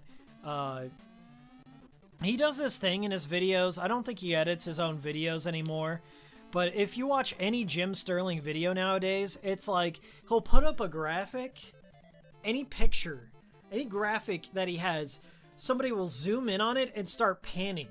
Left to right, right to left, or zoom in and out. It's like that constant slideshow, but because they are lazy editors, instead of getting reference clips, they just put a still image and they start zooming in and out, or panning left and right, and zooming in and out, and panning left and right. So like when you're watching a video, it's just like, you know what I'm saying? That shit makes me motion sick. I try not to do it too much in my edits. Sometimes it's necessary to like point out a detail, but watch that. It's just like him ranting over still images that pan, and like the most lazier YouTubers just do that. They just like instead of like putting themselves on camera or talking with their audience, they just like pan a still image, pan across a still image, and I can't watch too much of that. So sorry, Jim, if you're watching. I don't think you are. I don't think you would ever watch a Hikikomori Media... Oh, no! A Hikikomori Media video in your entire life, but please tell your editor to stop panning. Just stop the panning in your videos. I don't care what else you do, just stop that shit. Just leave it on a still image. Your audience is going nowhere. Just leave it on a still image. You know what I'm talking about? Am I the only one who just notices that whenever you... Maybe it's because, like, I come at it from an editor's point of view. Like, I edit a lot of videos, and I've edited not just for my channel, but for... professionally, I was an editor for businesses, and, like, I would not submit that. Like, if somebody was paying me to edit... And all I did was, like, download images off of fucking Google search and then just, like, slightly pan on each one of the images and stuff and just, like, have all these Shutterstock things all up in my video, I'd be ashamed to turn that in for money. But, like, there's so many people that just get away with it. Oh, God. I got shunted there. Jonathan Spotswood says, how come every time I come in here, people talking about Asura's Wrath? Game ain't that good. Yeah, I mean, Asura's Wrath is probably on the...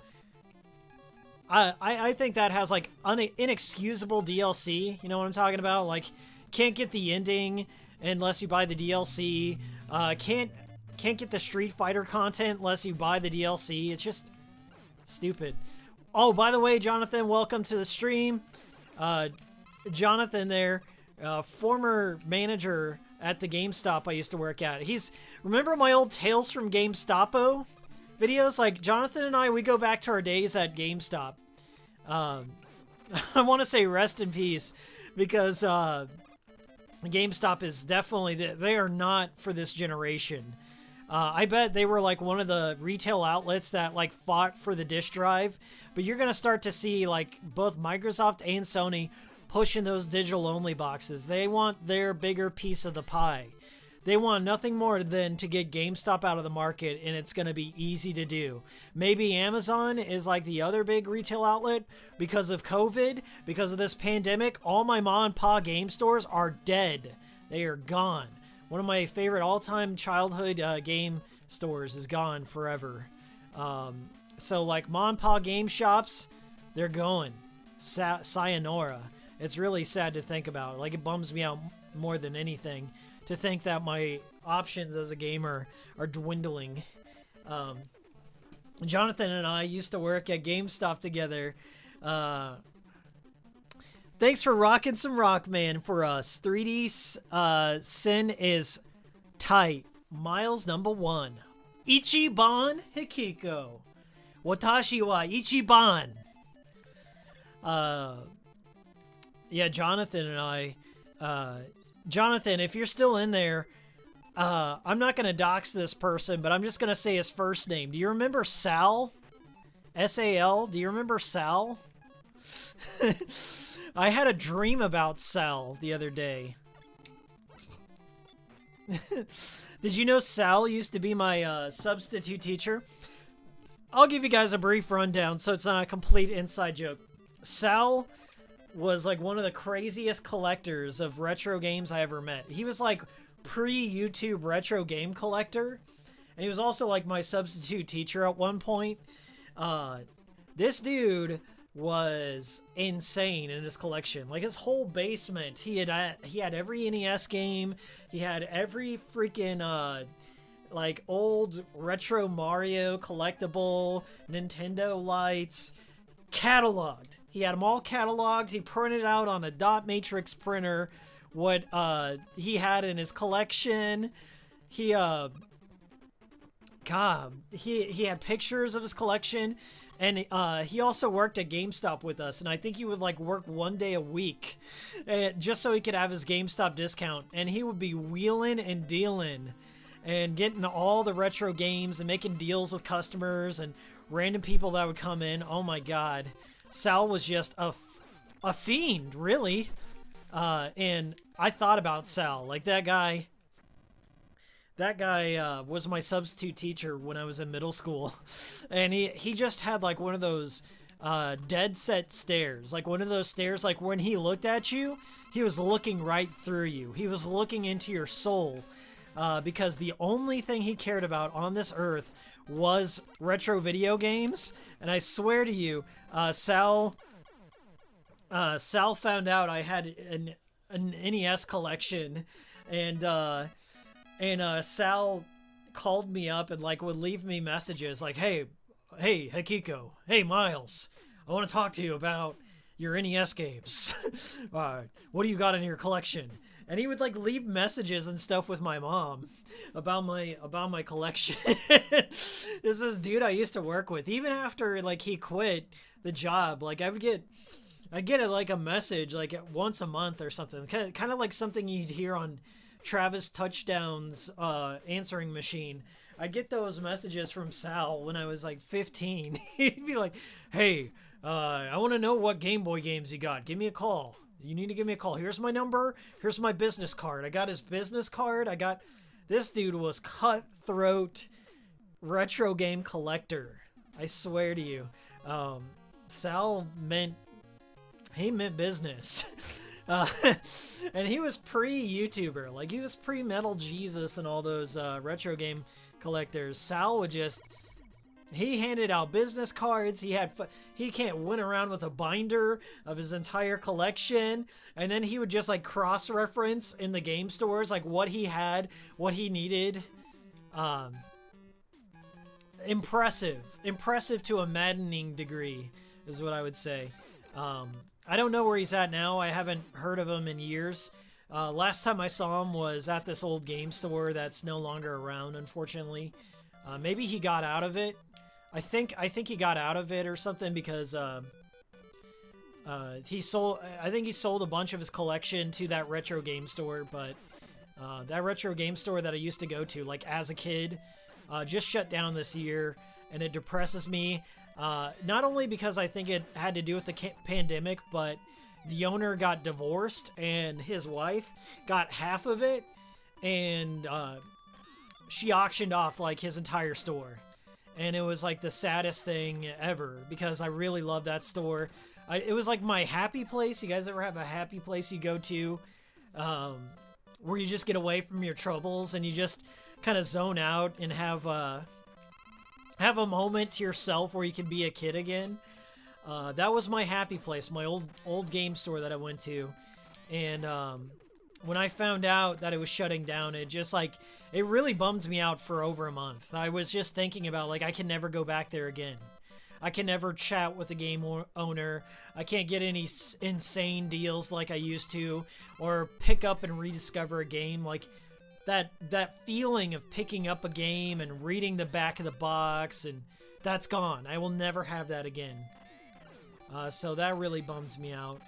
And other kids won't have that either. Like, children won't get to experience that, because, like, kids would become retro gamers. They get exposed to that stuff and, you know, discover the classics. And I can't imagine what it's like being a kid nowadays and, like, not just being used to the digital pay for, like, no real ownership of things, like the Fortnite economies and all that. Just missing out, you know? What's up, the Jai? What's up, Shadowhog? What's up? Big Frog is in here. Big Frog, not a little frog. We got the big frogs. The cool stream gathers the big frogs. For sure.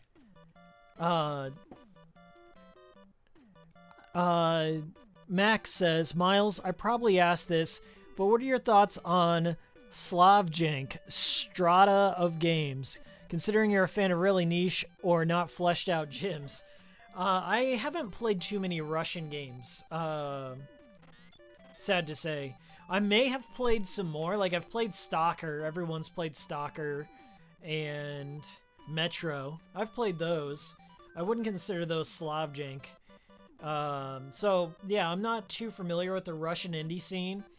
My only exposure to Russian culture besides Tetris is Kinemania. I love Kinemania. The Kina Man. Kina Mantis. He kind of looks like a praying mantis, but I like Kina Man. I just like how Kina Man is kind of like one of the ugliest gamers of all time, but it's like authentic. Like, you believe that he's played everything he's talked about and that he's gonna be completely honest with you, and he just does not give a fuck. Like, he will tell you his opinion, and he will use all the gamer words. Like, when I first was exposed to him, he used some really hot words. But yeah, that's my exposure to Russian stuff. I have not played any of the Ice Pick Lodge games. Maybe one day.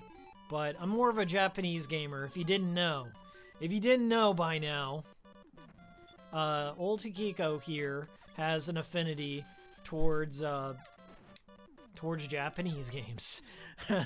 I think it's good to just pick a focus, though. That's what my focus is. I don't want to spread myself too thin, because you lose, like, you build up a subscriber base based on the kind of content you make. And I talk about Japanese games. I talk about Suda51. I talk about Swery. I talk about a lot of stuff that doesn't get a lot of exposure. Damn it, these birds!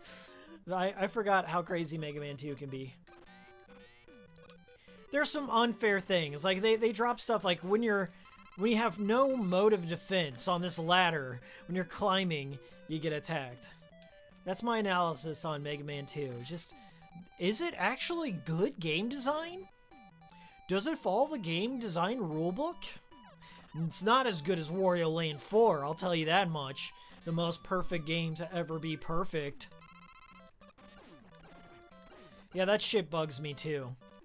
Like those people that come at you with an air of authority, people that have like never developed a game before, and they're trying to tell you like what the do's and don'ts are in game design. Like, come on, dude.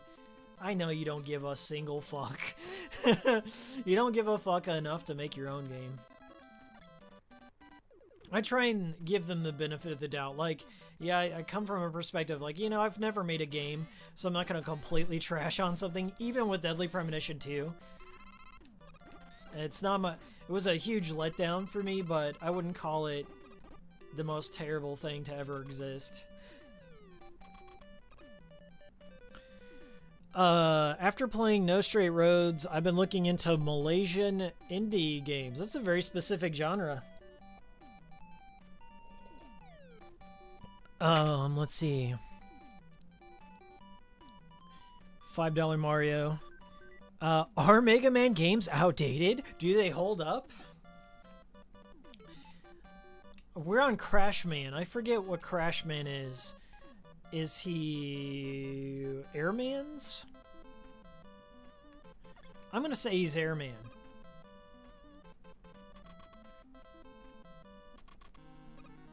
It's been a while since I've just sat down and played Mega Man 2. I was not expecting to do that. Oh my god, it is Airman. Okay. Yeah, Mega Man 2. Super easy. Probably why I like it the most.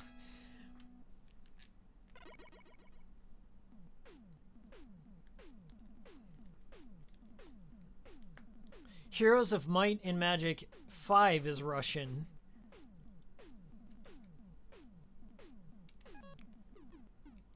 We're down to Quick Man, and then the Wily stages. I will beat Quick Man, and then we'll play another game.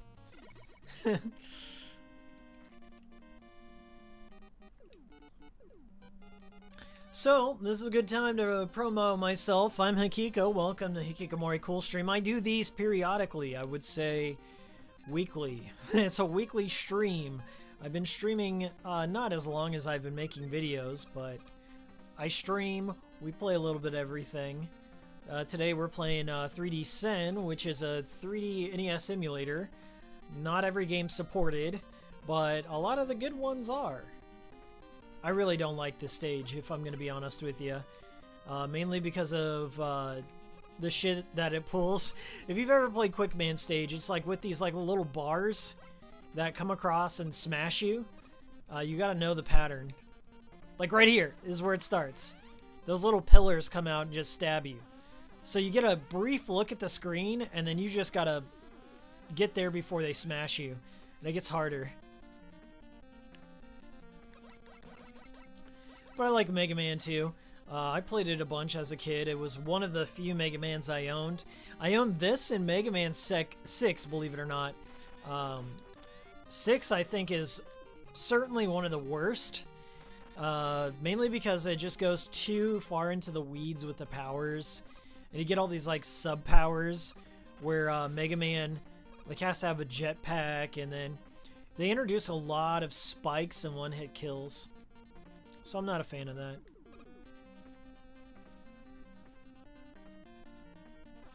Oh god, there's no slide. Gotta remember that there's no slide in this one. I messed up there. That would probably be the only thing I could criticize this Mega Man. No slide. I really like the slide.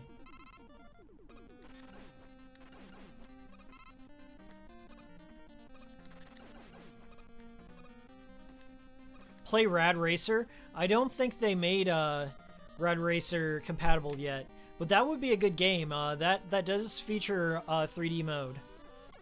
Oh shit! I gotta go off the left side. Yeah, Rad Racer has a built-in 3D mode. One of the few NES games that had that feature. I think 3D World Runner is another one. Maybe Rad Racer 2. I never had success when I tried those games out with 3D glasses. I'll say that much.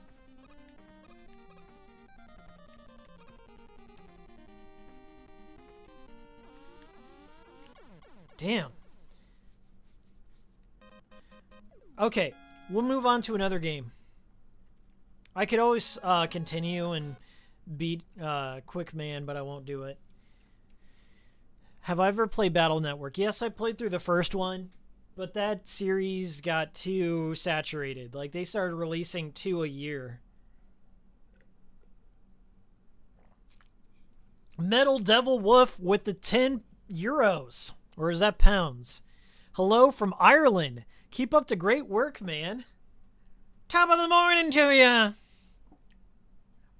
Is that how Jacksepticeye? Jacksepticeye is an Irish national treasure. Everyone loves him there. Top of the morning to ya. Well, that's Hakiko there. From the middle of America, that's Hakiko saying thank you for the $10. Metal Devil Wolf. I appreciate it, my friend. Mega Man 9 and 10 not having a slide was such a step back. Yeah, I forgot about Mega Man 9 and 10. I enjoyed them. I enjoyed the soundtracks a lot. If you guys ever listen to Nerdcore Rap, Mega Ran is your guy. He's got a good Splash Woman song. That's great. You guys want to play some Fester's Quest?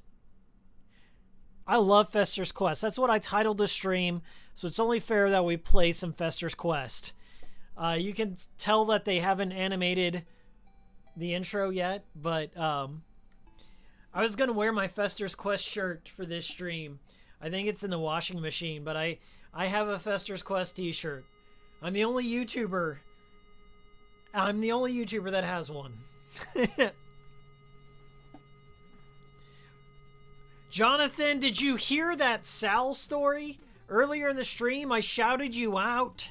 And I told a Sal story. Do you remember Sal? Please tell me you remember Sal. Please tell me you remember Sal. I told my Sal story.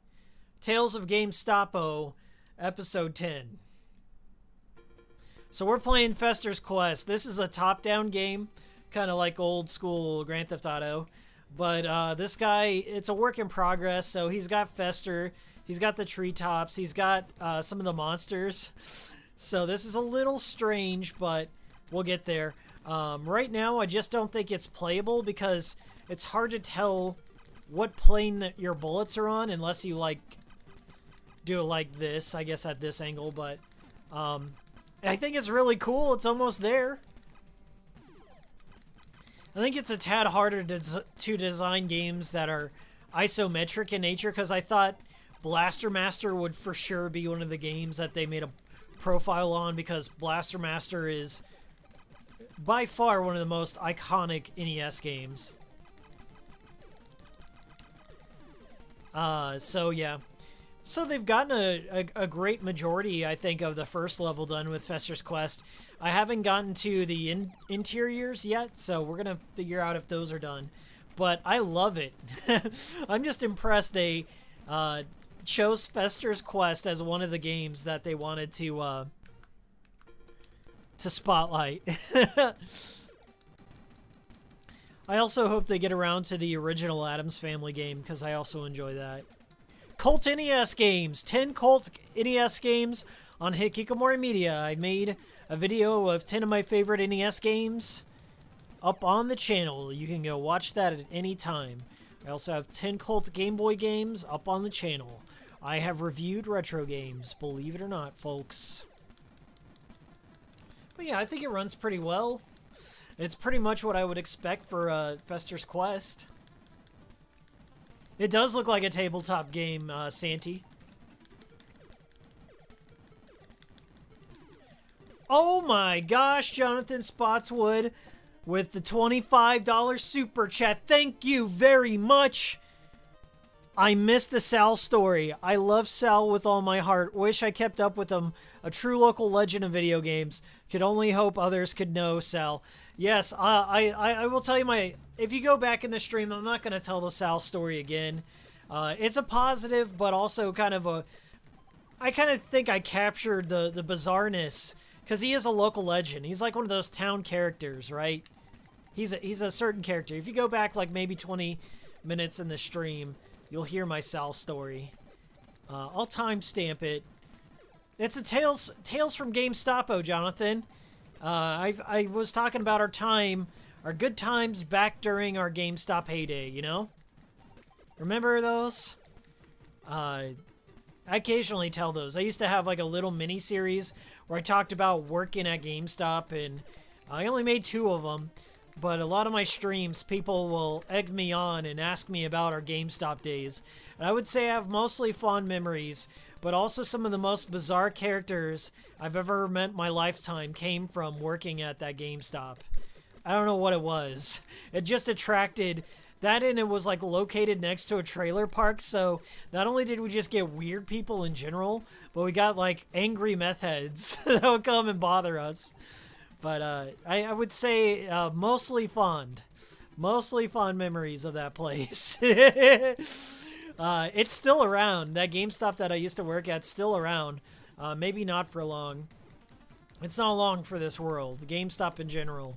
I think they just closed 500 more GameStops, so eventually the one that I worked at is gonna go bye-bye. It's sad. I don't... Like, even though I left on bad terms with GameStop, I still don't wish them ill. Like, I'm always for having more video game stores out there in the world. They're not the best, for sure, but I don't wish them ill. And even though when I walk into a GameStop, I never buy anything there anymore because their selection is rather limited. But I still enjoy the feel of walking into a video game store. That's something that will be disappearing very, very soon. And that does make me sad, no matter what. No matter how shitty GameStop was, it still makes me sad. Let's buy some hot dogs. Yeah, we got a hot dog. Jonathan says, best GameStop days were Sundays with Miles, followed by Saturdays when Special K would steal pizza from Hy-Vee from me, lol. GameStop was a great time in life, and the Pizza Street too. Yeah, man. Jonathan was kind of like a manager for me. They called him a third key. Now, third key was just like basically a manager. Basically had all the same responsibilities as the salaried managers. Did just as much work, if not more. Most of the third keys actually knew what they were talking about. I think they're called third key because they got to open and close the store. So they were like an assistant manager. And they basically did everything for the store. And they got paid less. But Jonathan was, he was my third key. He was like an assistant manager of mine. And he was like an older, not that much older, but he's like a little bit older than me. So I thought he and our other guy, I'll call him D in case he doesn't, but D was a cool guy that worked with us, a little bit older too. A bunch of high school kids. Nowadays you don't see a lot of like high school dudes that are working there. You just see like younger chicks that are working in GameStop. Like you don't see a lot of dudes working in GameStop anymore. I don't know why that is. But you don't see a lot of gamers in general working at GameStop. Oh shit, them rats. GameStop, you don't go there for an informed opinion about a game before you buy it. Like, they don't want to hire gamers that work there. They want to hire people that will recommend everything. It's just like that YouTuber. It's like your Dreamcast guy or something. It's like the guy that is bought and paid for that's just gonna recommend everything. Yes, it's all good. What's good on the menu? What's your personal favorite? Everything's my favorite. Everything's my favorite. Just buy game. Buy game, get pre-order, get magazine. That's the kind of people they want to hire at $5.50 per hour. Just buy game. Buy game. All game is good game. That's what you get when you walk into GameStop. People that don't own a console, they own an Xbox One. They don't own an Xbox One X. They own an Xbox One base model. That's what they got. They've never picked up an NES controller in their life. Never once got in an argument about blast processing. You get guy that is there. You get some high school kid that is the manager. The high school kid's the manager. He is making $7. He is getting 10 hours a week on a schedule, and it's all on scale based on what pre-order, like how many pre-orders his ratio. Playing the ratio, you get guys that are living and dying by the ratio. And that happened when I was working back there. The ratio was sad. In one of my tales from GameStop when I worked there, there were people in their like 30s and 40s that I worked with that were getting ratioed. Like I was pretty good at getting people to pre-order stuff and get the magazines and stuff, and it was weird. It felt like being a YouTuber. Like you had to kind of pretend to be somebody's friend in order for them to get a pre-order. And that's retail. That's being a salesman, right? You had to kind of put up that nice face so you could increase your ratio of subscriptions to the magazine, and pre-orders to video games, right? So you had to kind of be old chipper, but I did it from a perspective of knowing the games I was talking about.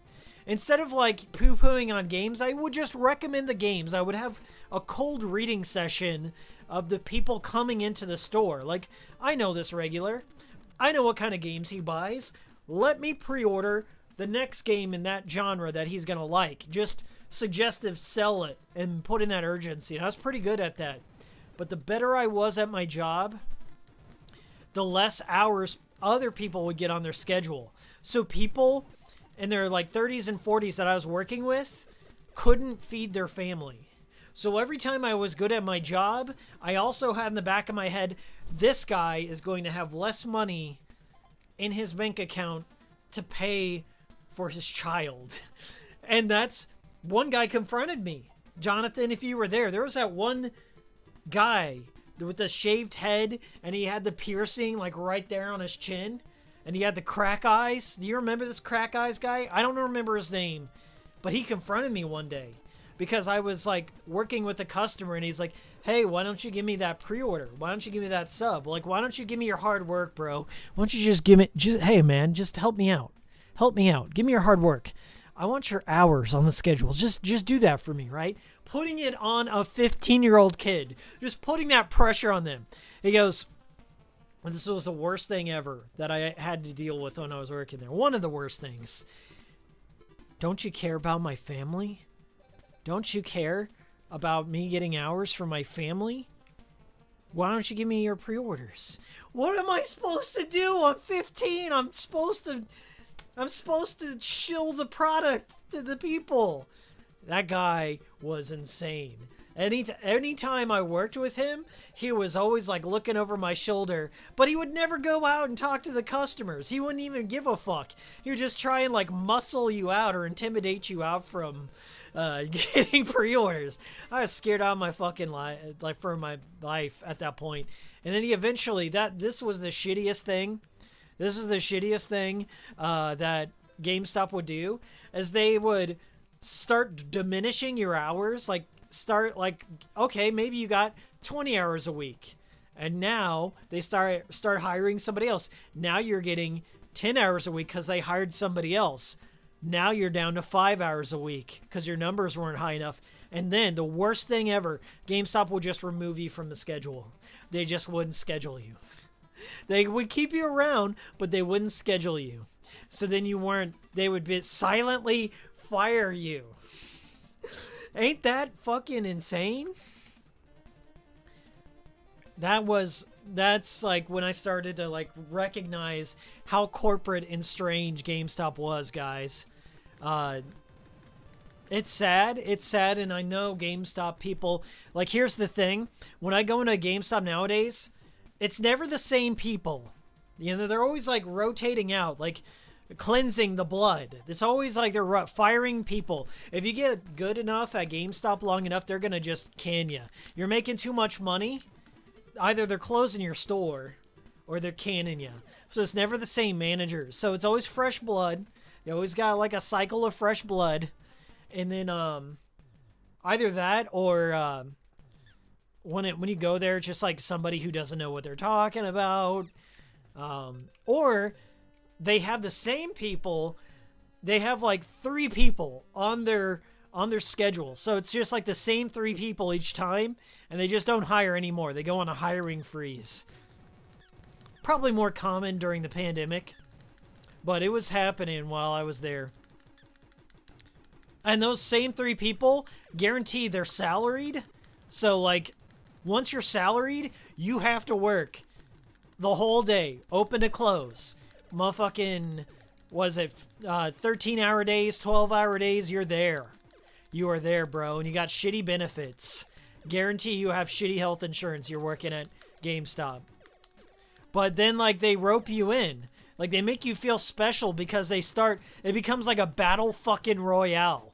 You're at GameStop because you are surviving. You are staying on the schedule the longest. So you are in a battle royale situation. You feel like you're top dog, dick flop, alpha dog.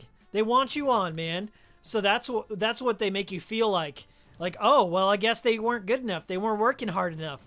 And that's what they make you feel like when you're working at GameStop. They start eliminating your friends and turning you against each other. They want to encourage you to rat each other out. Like, oh, I noticed that other day when Carl called in. He wasn't actually sick. He wanted to spend time with his child. He actually wanted to go to his child's baseball game. Yeah, I'm sorry. I'm the one who has to tell you about Carl. But he did that. Boom, Carl's gone the next day. And you all of a sudden got a promotion. That's the kind of mentality it creates over there. Not just a GameStop, but I'm sure it's like a more of an American thing. Dog eat dog, capitalism deal. But that's the kind of underhanded shit that goes down. I saw that happen. While I worked, and I saw that happen in other retail jobs, man. This one job I was in. Now, I don't want to get too specific. But this will blow your mind. I worked at this one job where this guy, basically there was people, there were coworkers that worked with each other. They were kind of like cubicle mates, if you will. You know, you're in a cubicle farm, and you have to like share your cubicle space with somebody else. I had a guy that would listen to anything like that his cubicle mate was saying on the phone, or like any conversations they would have, or what have you, and start writing it down in an Excel sheet. Just writing it down and just marking every little slight, every little thing that offended him, and just like holding on to it like blackmail. And then the crazy guy told him about this. He was so crazy that he told his cubicle mate, like, hey, remember at 2 o'clock when you said this? I wasn't cool with that, bro. I wasn't cool with that. You need to stop. Like, doesn't that blow your mind that people like that exist? That people that are so cowardice, like they're such big cowards that they, instead of just like having a conversation with you, they start documenting your life. That shit just scares me as a human. That they're just like that, people that are just so fearful of talking to other people, or just like saying, hey man, can you just chill? Can you just chill with that? We'll talk about that later, or leave that at home, or what? Just talking with you. They write it down in Excel spreadsheets, and then they just deliver it to their bosses. Like, imagine like feeling like you're constantly being watched by Big Brother at every fucking turn. Like, that is some 1984 dystopian shit. Makes me sick. You guys ever feel like you get a chill down your spine? That's what that makes me feel like. Just like, what the fuck is wrong with people? How were you raised? You're gonna attack somebody's livelihood. You're gonna go for their job because of something they said on the phone, because something they said, like, maybe in confidence, because you're forced into a guinea pig rat situation where you were running on a treadmill and trying to generate profit. You're stuck in a cubicle farm. And the other person's not allowed. The other person's got to monitor what they're saying and monitor their jokes around you, and you're just gonna make that life more miserable, like, because jobs are so fucking scarce and you're just gonna sit there and just ruin their life. You're just gonna take that away from them. You're gonna take away their 9 to 5. You're gonna put their fucking family on the streets because he said something, a joke you didn't like, and you gotta read it back to him. That's the worst part. Is like he read it back to him.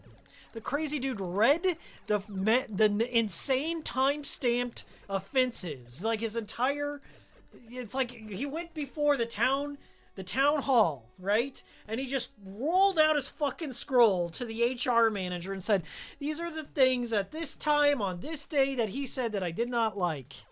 And that's why he shouldn't have a job. A grown adult man saying to another grown adult man, instead of just talking with your neighbor like, hey man, cool it on this thing. Really appreciate it if you wouldn't get political.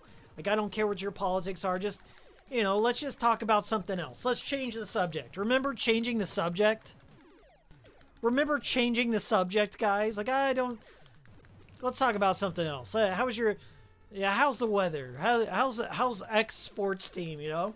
Not just writing down every fucking little thing and just breathing over your shoulder. That is my nightmare. That is my nightmare. Don't do that.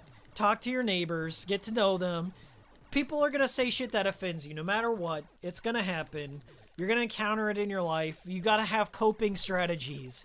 Don't let it rule you. Don't let it rule you. Have coping strategies. Learn to let it roll off your back sometimes. Don't kill someone. Don't kill them. Don't kill them. Don't put them in a situation where they can't feed their family anymore. Don't do that. In your little Excel spreadsheet, that is sickening. You should feel like absolute trash. You should feel like a monster for doing something like that. In my humble opinion. You are the bad guy in that situation, I think. Now, of course, like, there's varying degrees, of course. I'm not saying not everything is warranted. There are people that do weird, heinous sexual shit that is uncomfortable. I've been sexually harassed at my workplace. Swear to God I have. In some uncomfortable, sexually charged things that had happened when I was a teenager from a manager of mine. There's certainly calls for that. There are certainly calls for that. But if some dude just like rattling off jokes on a phone call, that's not in the same camp, and you know it, bro. That's not in the same camp as like a Me Too Weinstein situation. Not in the same camp. Dude, look at Thing. That's awesome. Look what they did to Thing. The potions are super important. You gotta I'm grinding potions right now. Every key, I'm trading it in for potions. Bro, every office party that you go to and that guy's there, and you gotta pretend to be friends with that guy that you know.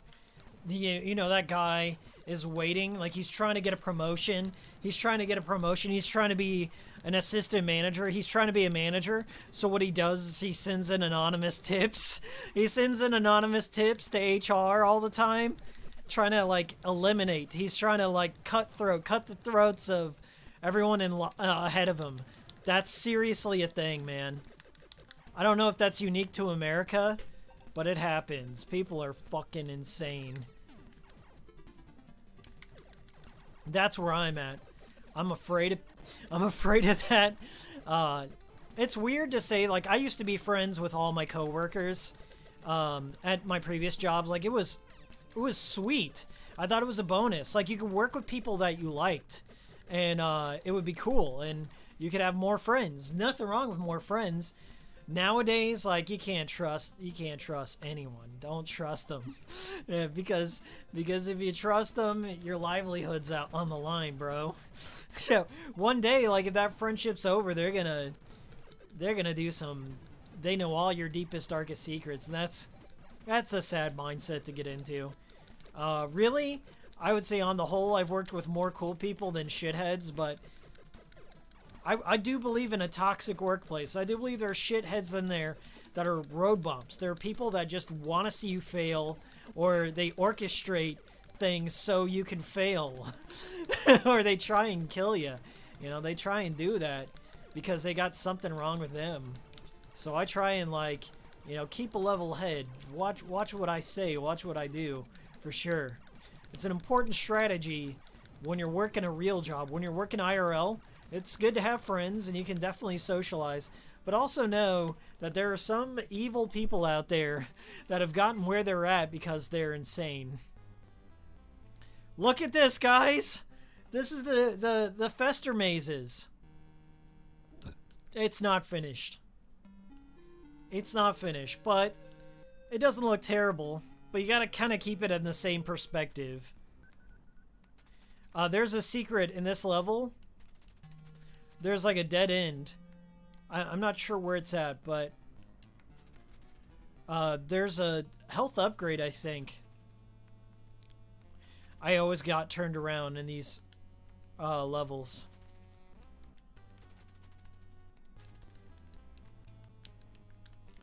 It's one of those dead ends that gives you a health upgrade. I used to remember it. The bosses in this game are unforgiving. I will get to a boss and then I will quit because they're unforgiving. Yeah, guys, America's a lost cause. What can I say? We are a nation of... We are a nation of... I don't even know how to describe it. We are afraid of each other. We are afraid of our neighbor, and it's sad. It's a sad state to be in. Far different than the 90s, for sure. I got along with everyone.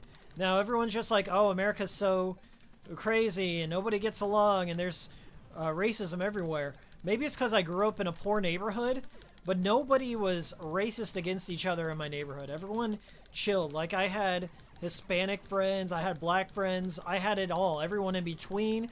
We had German, like, foreign nationals that lived in our neighborhood. Maybe it's like just a social caste system, but I lived in a poor neighborhood. Everyone got along, everyone played with each other. We all chilled at each other's houses, and it wasn't as divided as they made it out to be in the mainstream, I personally feel. Maybe it's because I have a different perspective, yada, yada, yada. But I feel in general we've all lost a sense of neighborly love. And that could be like the main culprit. Because of the whole digital realm and Facebook and all that shit. It's poisoned our society to a point where we don't hang out with each other. Like, we don't hang out with each other is like the main thing. If we all like chilled at each other and had barbecues and just chilled. Just fucking had a barbecue, played on slip and slides, played video games together. If we all like played with each other, would not be the chaos that it is right now. That's my take on it. I think it's just a sick society that lets social media rule them. It's the new god. It's the new altar people pray to. I think when like every single, that's the thing. I have people from all over the world that come to my videos. Like, I have a big South American and Mexican subscriber base, and they come in, and we all have so much in common. We all played the same games growing up. We all like the same shit. Like, I don't see that degree of difference between us. We're all not that different. We really aren't. Can't we all get along? Okay. Fester kicked my ass. Let's see what else we can play. We'll do one more game. How about that?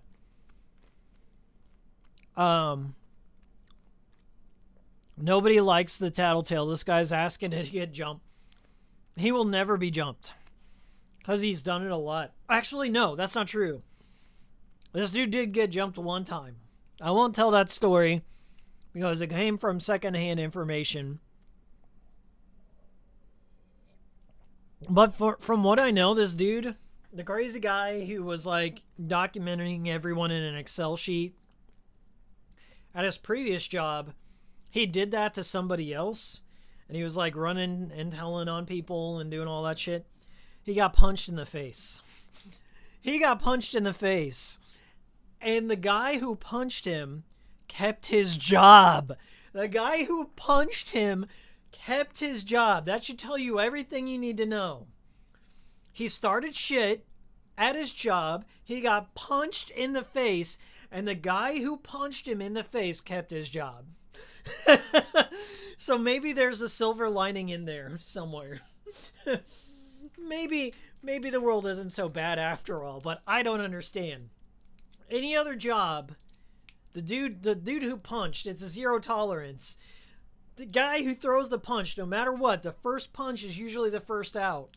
Punched him in the face.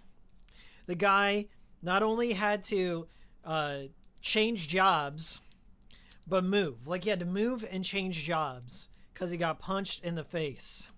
He was so mad because the other dude did not get fired for punching him in the face. But I bet, guaranteed, he instigated it. I guarantee it's like water torture, where they have like that drop on your head. Like, every fucking day, this guy comes in and he does something passive aggressive, and that water drop just is on my head.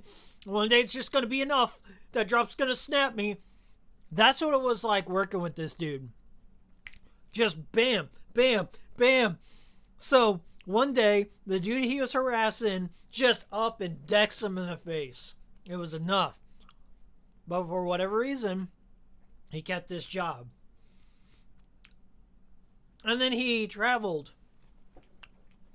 I don't give a fuck. This guy, I'm going to tell you this right now. A little insider baseball. The same dude who got punched tried to get me fired on my first week.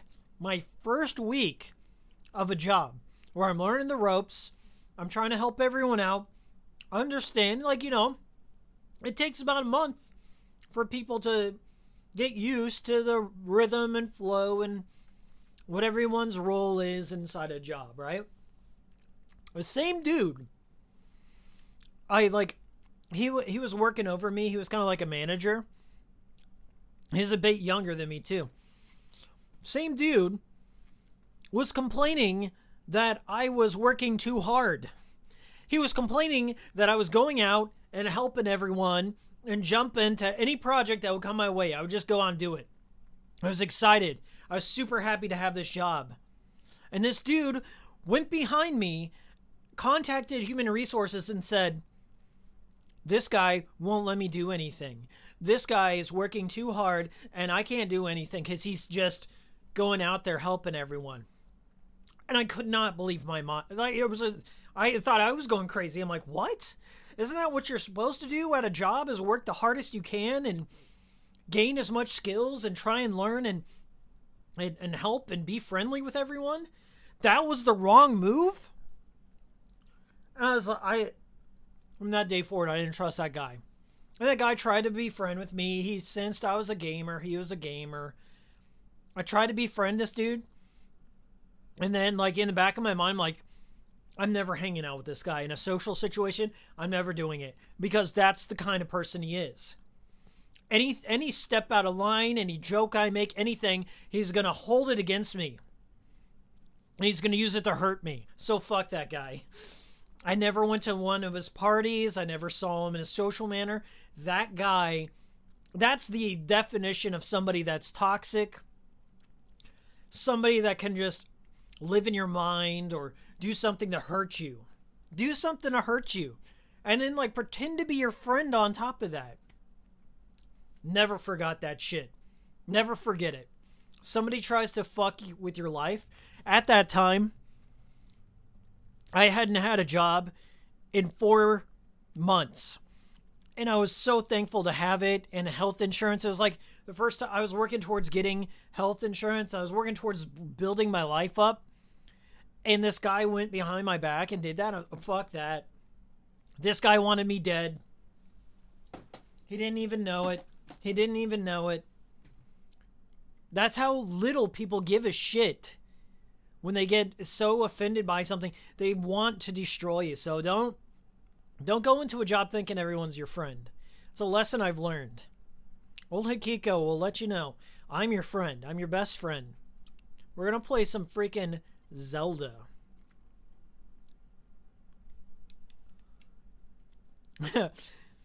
Game in Me says, honestly, I never mention any of my hobbies, especially Vidya. Like, yeah, hide your power level. That's a smart fucking move. Right there, hide it. Don't let him know. The key strategy in all this is being the most boring person ever. Don't have any opinions on anything. Just be a neutral, flat line of a human is what they expect you to be nowadays. You know, that's where you're safe. You're safe in being a flat line. Don't hide your power level. Hide everything that makes you unique. Take that candlelight, that fire on the inside, and just snuff it out the moment you step into a job. Because people get mad at you or jealous instantly. You go out there, you start pursuing your passions. You start like doing the things that... This is the worst part is, like, you see these cynical people up on YouTube. Oh, you can't make money doing your hobby. You can't monetize your craft. You can't follow your passion. You can't follow your dreams because I can't do it. Because I never had the wherewithal to try it myself. I don't want anyone else doing it. I don't want anyone else making any good memories or working from their passion or doing something unique, following the art, following that. People want to discourage you and dissuade you from living your dreams. There are just people that are designed from day one because they had shitty childhoods. I had a shitty childhood, so I'm one to talk. But people that just took their parents discouraging them and being cynical all the time. They're just professional people that do that all the time.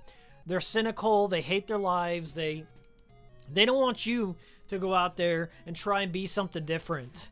They don't want you to break away from the mold or get off the treadmill. Get off the treadmill. That 9-to-5 grind. They don't want you to do that, and they'll do whatever they can to prove themselves right in the head. Why they let their dreams die. Why they stopped believing. They will do it.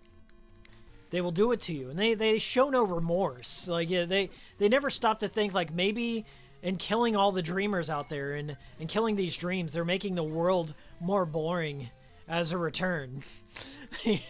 Every time I see a celebrity get canceled or a director or something, outside of sexual stuff, you know, there are some warranted canceling, but just for jokes that are offensive in the nature, like people trying to cancel comedians for telling a certain joke or what have you. I'm like, you don't know that you're actively killing this genre.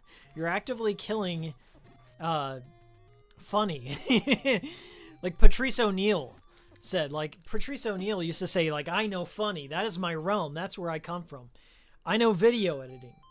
I know video games. That's my realm. This is my hobby. Just because you don't understand it, just because you don't understand my world because you're far removed, doesn't mean it's not a passion worth pursuing. I've had that talk with people on the outside. It happens. Like, you know, people turn their nose up on it, or they say, like, why would you want to make that? It's just video games and stuff. Like, why do anything is my question. It's like, what? Why just pursue anything? Why ever have a hobby? Why try? Why to try to get good at something? There'll be that in every facet of your life, my friends. It'll come from your parents, it'll come from a friend, it'll come from a relative, it'll come from some stranger that you don't know. They'll tell you not to do something. They'll tell you to stop doing your dream. I mean, there's a degree of reality you do have to take in. Like, is it something that's completely ruling you and affecting other aspects in your life?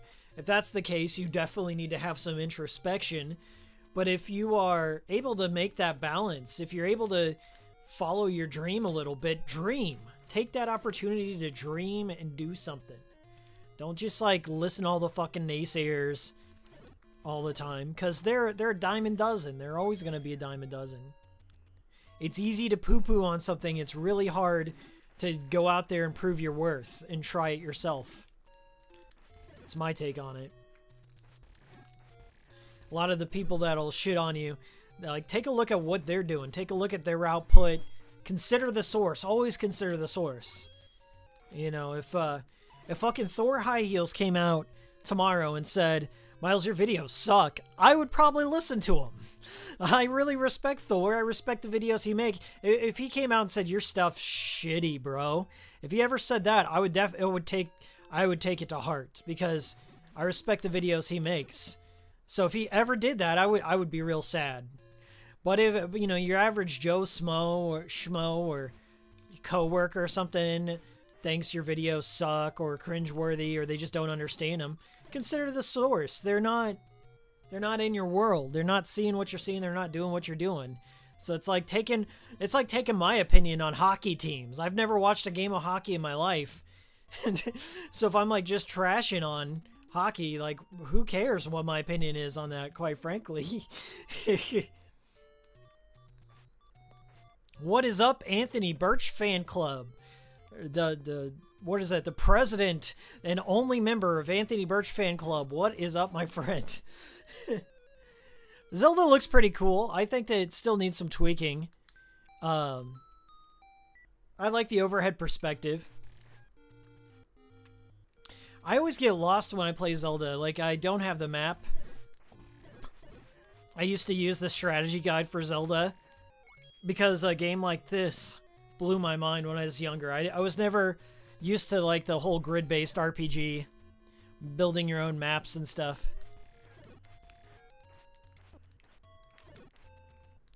Also, when I was a kid, I never realized how big Zelda was. It was something that, like, I realized when I was an adult. Everyone's making all these retrospectives, and I think it probably occurred to me whenever Ocarina of Time came out. I was alive when Link to the Past came out. It was the first Zelda game I ever beat. It's my favorite Zelda game. But I never realized how big of a franchise this was until my grandfather. This is the first time I remember my grandfather just being impressed. Like, he had to tell me. He was so impressed by this video game, by Ocarina of Time, that he had to talk to me about it. He's like, Miles, did you see that Nintendo, that new Zelda? And I was like, Zelda? There's a Zelda for the Nintendo 64? He goes, yeah, your cousin's got it. It is so wild, man.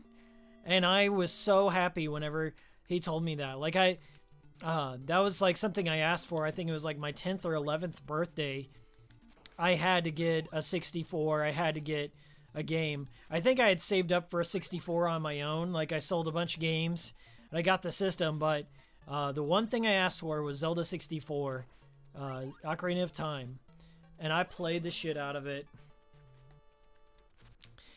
In retrospect, I'm like more of a Majora's Mask kind of guy. I like the weird offbeat Zeldas. But I would say like Link to the Past is my favorite. Hey, let's see. Hold on, I'm getting through. Holy shit. That's a good strategy. What strategy? Hey, Miles. Hey, Anthony Birch. Justin Rompery says, Hikiko, realest bro of 2020. Yeah, I've got a lot of competition out there. Jonathan says, Miles, let's watch pro wrestling. I'll cook you dinner. Just ramen, though. That's fine. I will take it. I'm not a beggar, man. Or beggars can't be chooser, as they say. Yes, I will. Just hit me up. It's been a while since I watched pro wrestling. I fell out during the WWE merger. Like, when WWF merged with WWE, I fell out. Like, I watched it for, like, maybe a year after that. I'm more of, like, a Golden Era and Attitude Era wrestling guy. That's where I'm at. The old high theatrics of Macho Man Randy Savage and Hulk Hogan, and then whenever Degeneration X came in the Attitude Era, Mankind. My favorite wrestler of all time, Mick Foley. Because he was the craziest. Mick Foley, hands down, was the craziest wrestler to ever live. The Mick DCG... Sorry, man. Like, I hate to be this guy that's just like, I try and read as much chat as I can. It's hard for me, like, to read off everything. It's just impossible. As a streamer, like, you read what you can, whatever catches your eye. So I apologize if I veer off and don't catch you, but feel free to post it again. What was your question?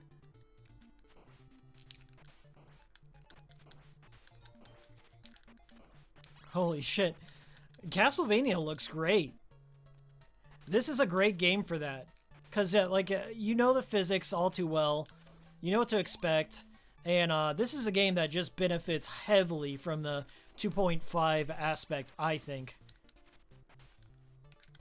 Castlevania is like, I refer to it as a rigid platformer. You have to commit to every jump. Like, you have to have the momentum. You gotta know where you're going, where you're gonna land, because there's no air control. Same for, like, whenever you get hit.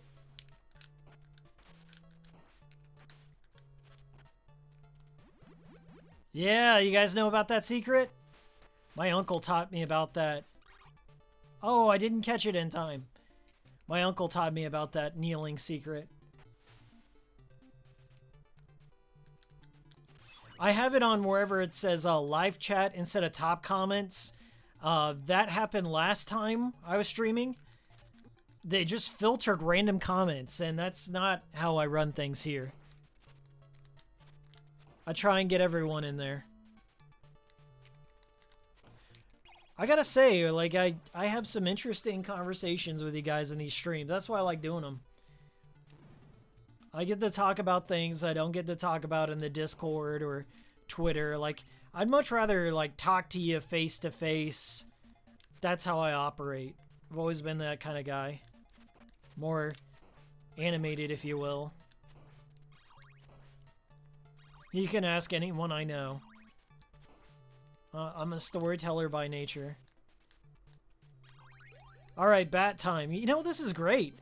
I'm really enjoying it. I feel that on not every game, 3D SEN works good, but I think Castlevania is something they had in mind whenever they made this emulator. And I think it does benefit the game quite a bit. Just the design of Castlevania has always been appealing to me. And if you notice right there, they have like that waving fabric of that curtain. That is something that somebody designed that wasn't in the original game. That is a neat little asset they had there. And then the map, too, has holes punched into it. Oh, the layers are beautiful. Oh, my gosh. Look at the colors on this one. The orange and blue contrast. And there's some light peeking out of these stairs. Do you see that dynamic lighting? Do you see that? That's cool, guys. Hikiko meet and greet. Jonathan, funny you should say that. I did one meet and greet and it was random. It was at Portland Retro Gaming Expo. There's a video on my channel called the Suikoden Revival Movement. How I hijacked this panel at a Retro Gaming Expo. And I gave like a full hour panel randomly. Back when I had like 300 subscribers. You guys probably won't know about that. That's some deep Hikiko lore. I don't know if I would ever do something like that. I don't think I'm qualified, in a sense, to give any sort of panel.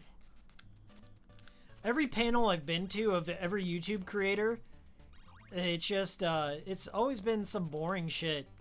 Like, it's always like the Q&A session is like, what's your favorite game? Okay.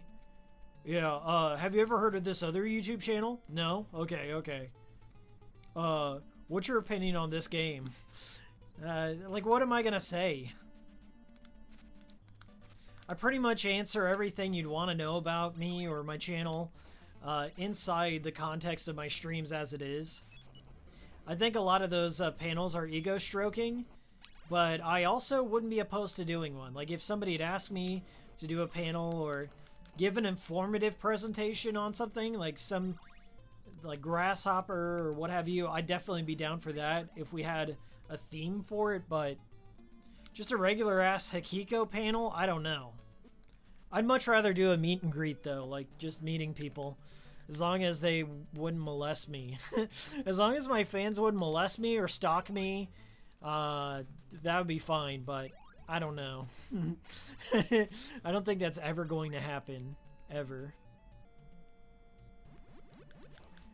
I don't know if my channel will ever make it big enough to have any sort of notoriety besides being the crazy guy. He's that wild guy. Let's see. Mr. T says, I'd love to meet you in person and talk shit about video. Well, one day if the world opens up, we'll see where that goes. What type of game would you like to see from Swery next? The Good Life. I hope he finishes it, and I hope it's not crazy and rushed like it was. I have a feeling that game's going to be broken sauce. This is my personal opinion.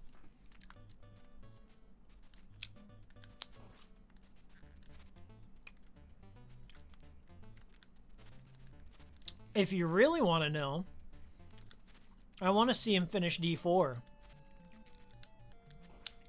I won't harass him about it. I won't go on a crazy crusade to get him to work with Access Games again, but I think D4, outside of Deadly Premonition 1, D4 is one of his most brilliant creations. I love that world. I love the soundtrack. I love the degree of interactivity. It's the best Kinect game ever made, which is not saying much, but D4 is phenomenal in every respect. And it's sad that it's associated with his like personal downfall. And he's probably ashamed of it now and he doesn't want to talk about it anymore. But I think it's Swery's most polished product. Most polished.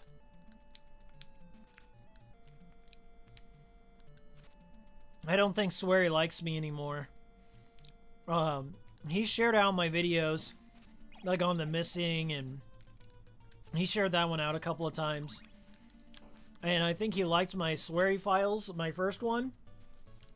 But, he would not share out my Swery Files 2 video. And maybe he just didn't see it. Maybe he just didn't see that. I'm willing to give him the benefit of the doubt. But, I don't think he liked that I criticized it as much as I did. And I don't like that I criticized it as much as I did. To be frank. I hate the second one. It's like one of the hardest parts to get through.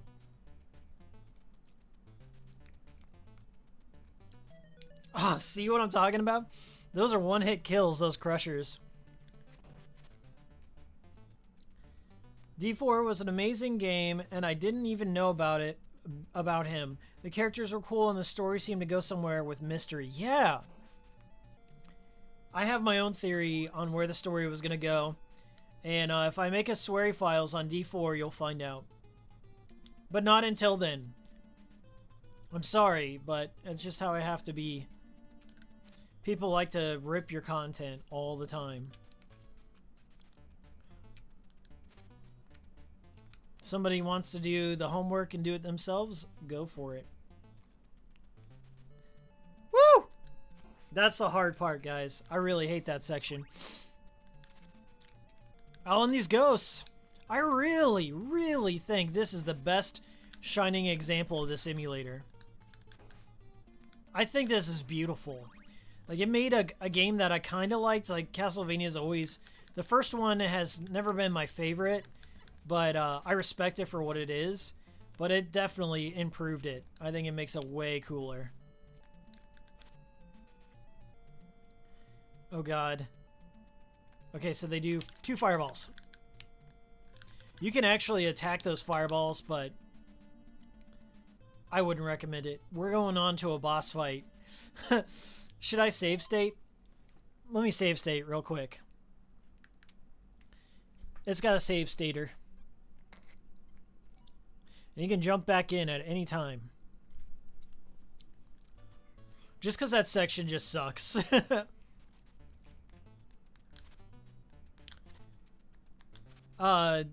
Game in Me says, I still need to get around to playing through DP2. You can watch my video. There's like, I want to say about 45 minutes of my video, spoiler free.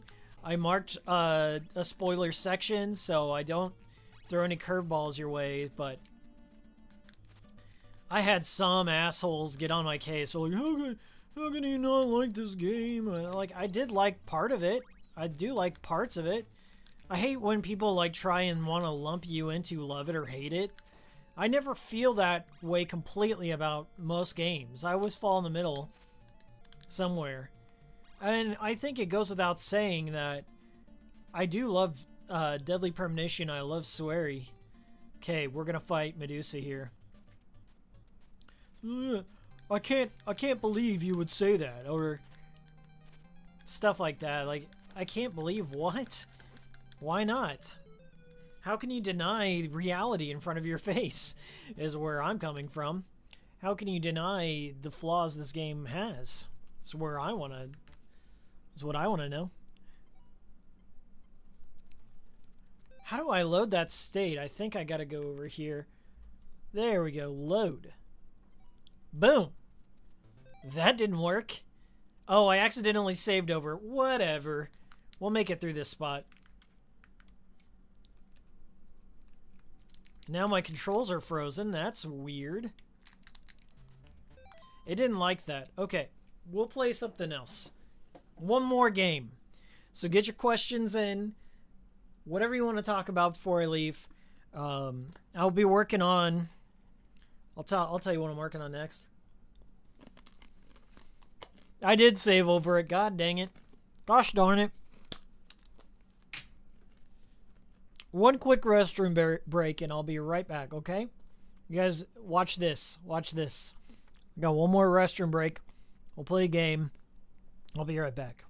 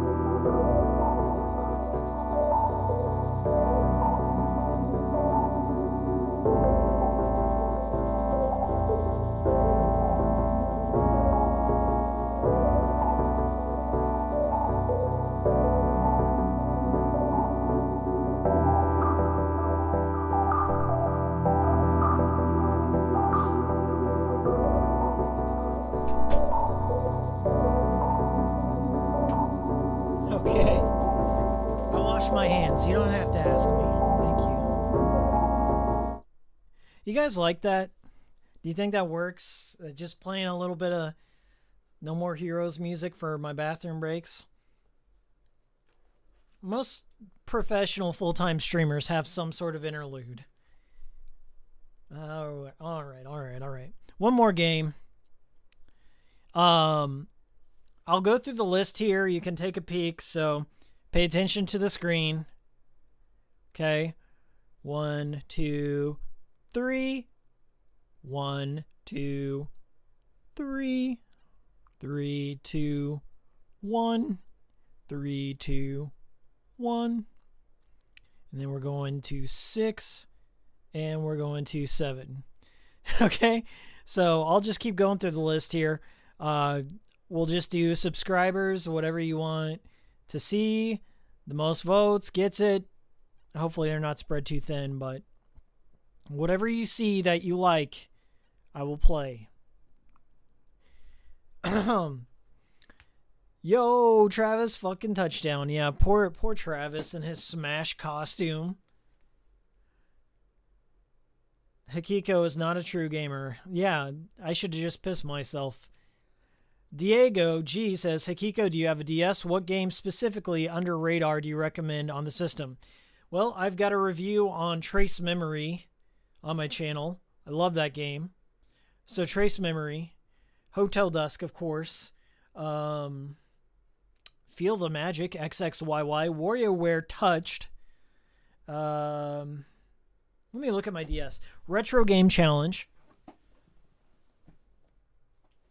Okamiden 999.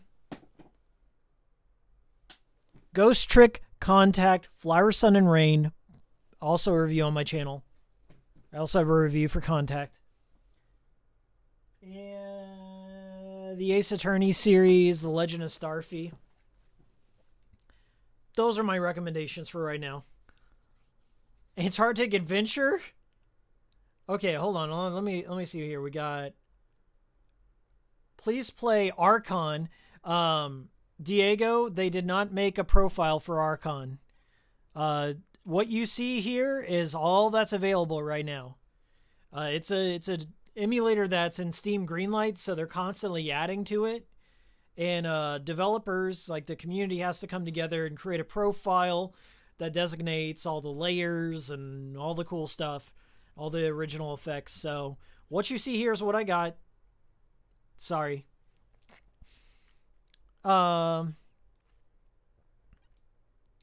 Travis didn't get a character, but Minecraft did. Gino, hold out hope for Gino. That's all I can say. Have you and Thor did any collab content? If not, do you plan on it?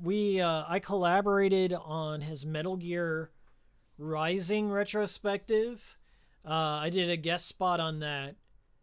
And we've been talking off and on. Like, it just comes up in conversation. We were going to do some sort of occasional podcast or something, but we're both kind of busy guys. I don't know what he's up to most of the time in his private or what goes on behind the scenes, but we still talk all the time. We'll reach out every once in a while and say what's up. But yeah, whatever. If you wanted to work, I'm all for it.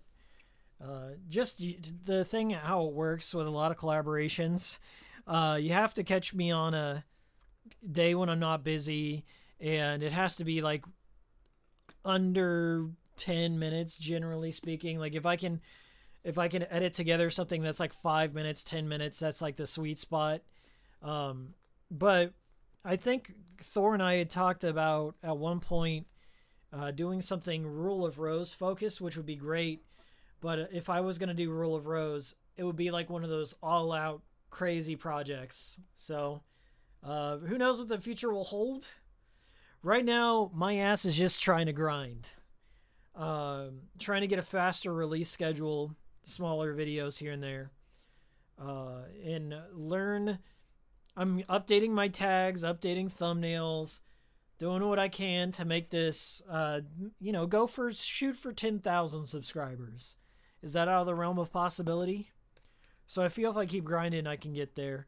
And then I could really make this channel something, I feel. Not up to me. I can work as hard as I want. A lot of it has to do with luck.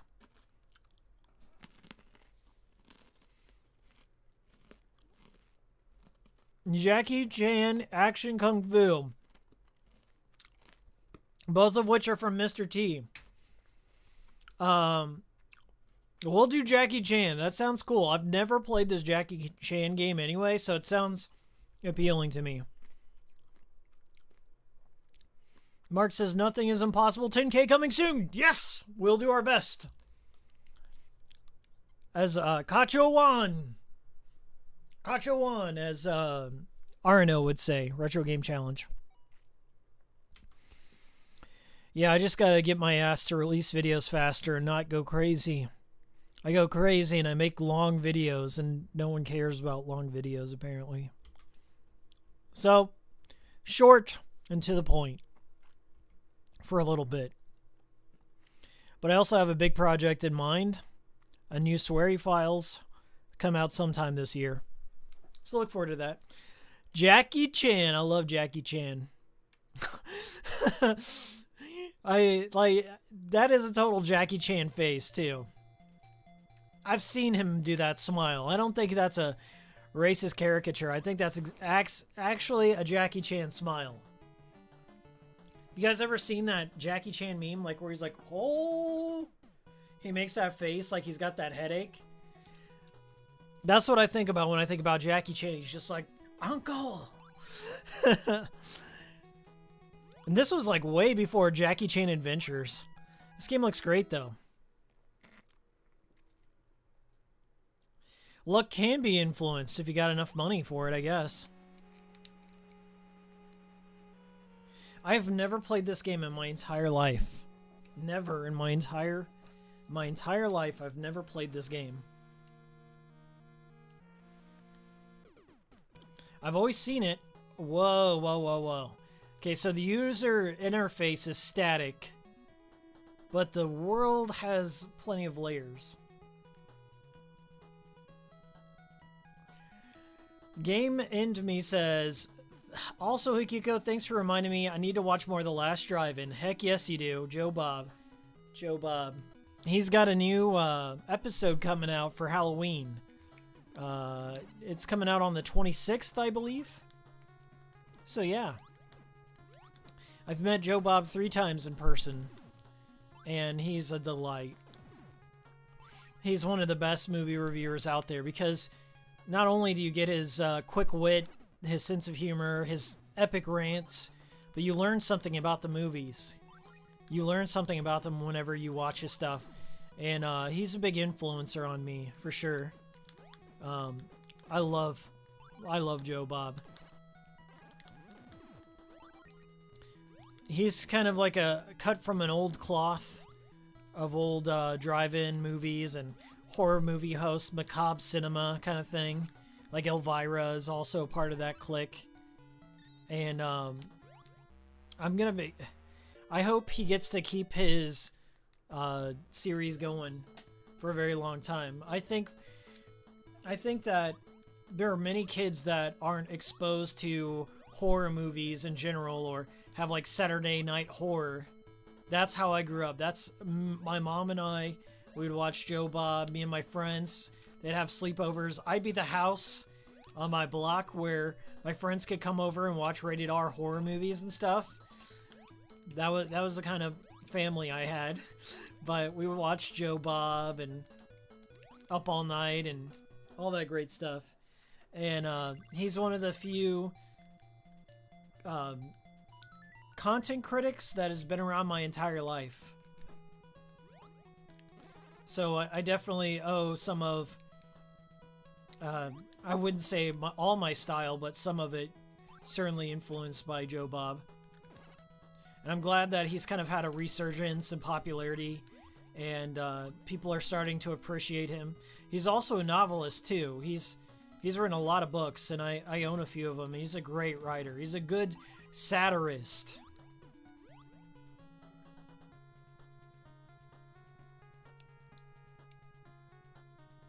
Up and B uses special moves. Is there going to be a video on demand of this? I missed out on most of the stream, says Mohammed.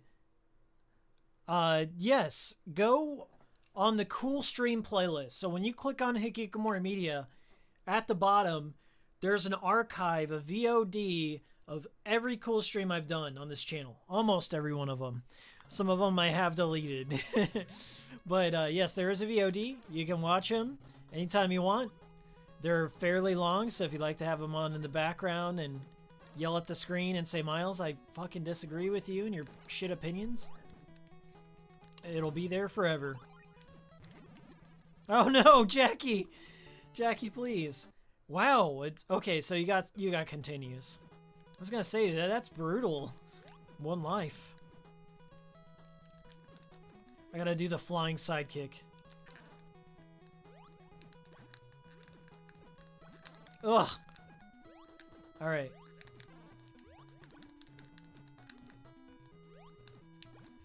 I can't wait till they put Ghostbusters 2 in 3D. I really enjoy that game for what it's worth. There's also another Ghostbusters 2, the Japanese one. Both great games. That looks like it's gonna fall. No? Whoa! Whoa, this is cool. This is a solid game. Thanks for the recommendation, Mr. T. Like, look at the layer. They made 2 individual layers for those spikes, and they're slightly shifted from each other. And there's a layer there. If we like take a look around back here, that's awesome. That's so cool. There's a guy, a Japanese modder, that's working on the Kirby's Adventure one, and that's got to be my all-time favorite NES game. Oh shit! So yeah, Kirby 3D is coming out soon for this thing.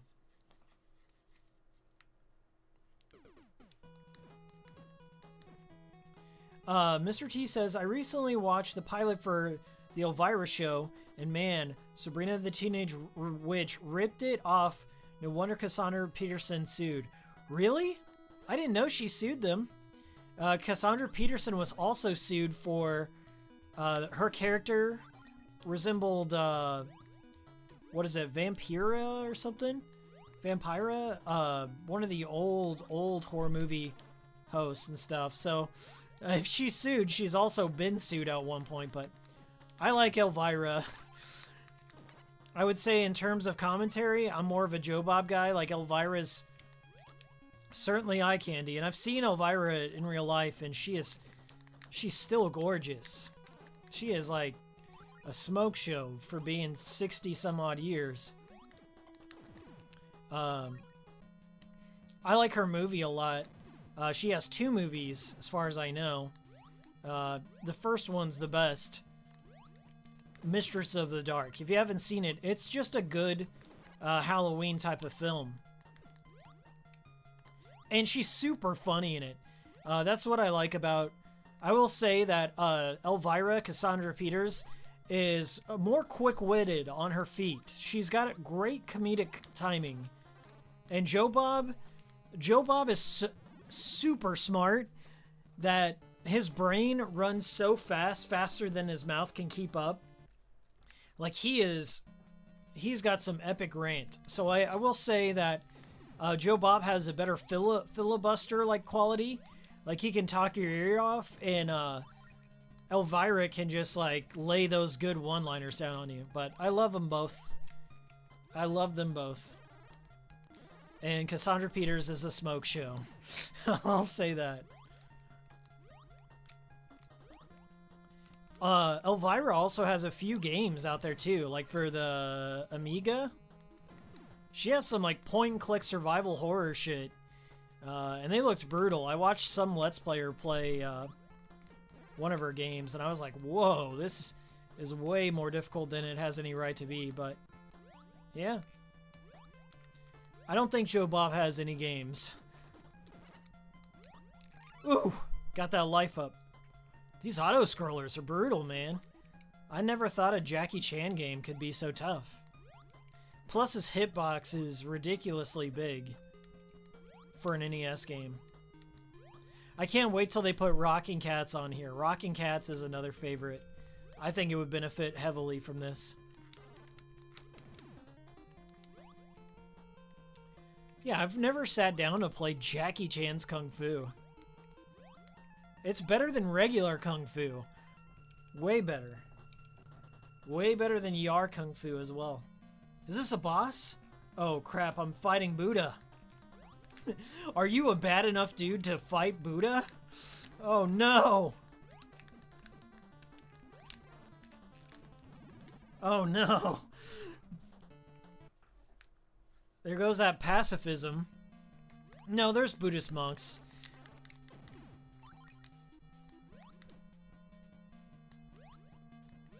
This is pretty good. Snake, Rattle, and Roll. Yeah, isometric games. ROM hack of Monster Party and made it Elvira themed. I'll have to do that. I love Monster Party. I streamed it a long time ago.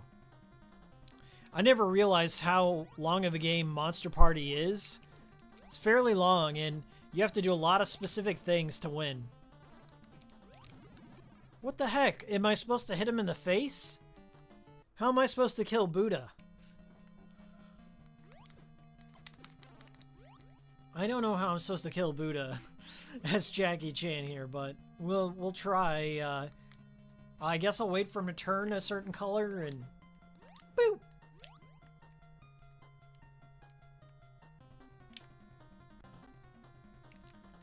Okay. Okay. So he reaches over. Oh, okay. I think I hit him in the face. Awesome, awesome. Okay, that's not too bad. Woo! Woo!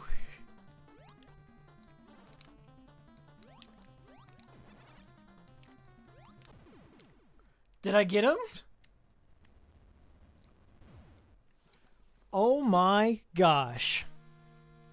Russian name? What is that? 379 rub? 379 rub. Is that rupees? Rubies like Legend of Zelda? Okay. Any thoughts on Platinum Games?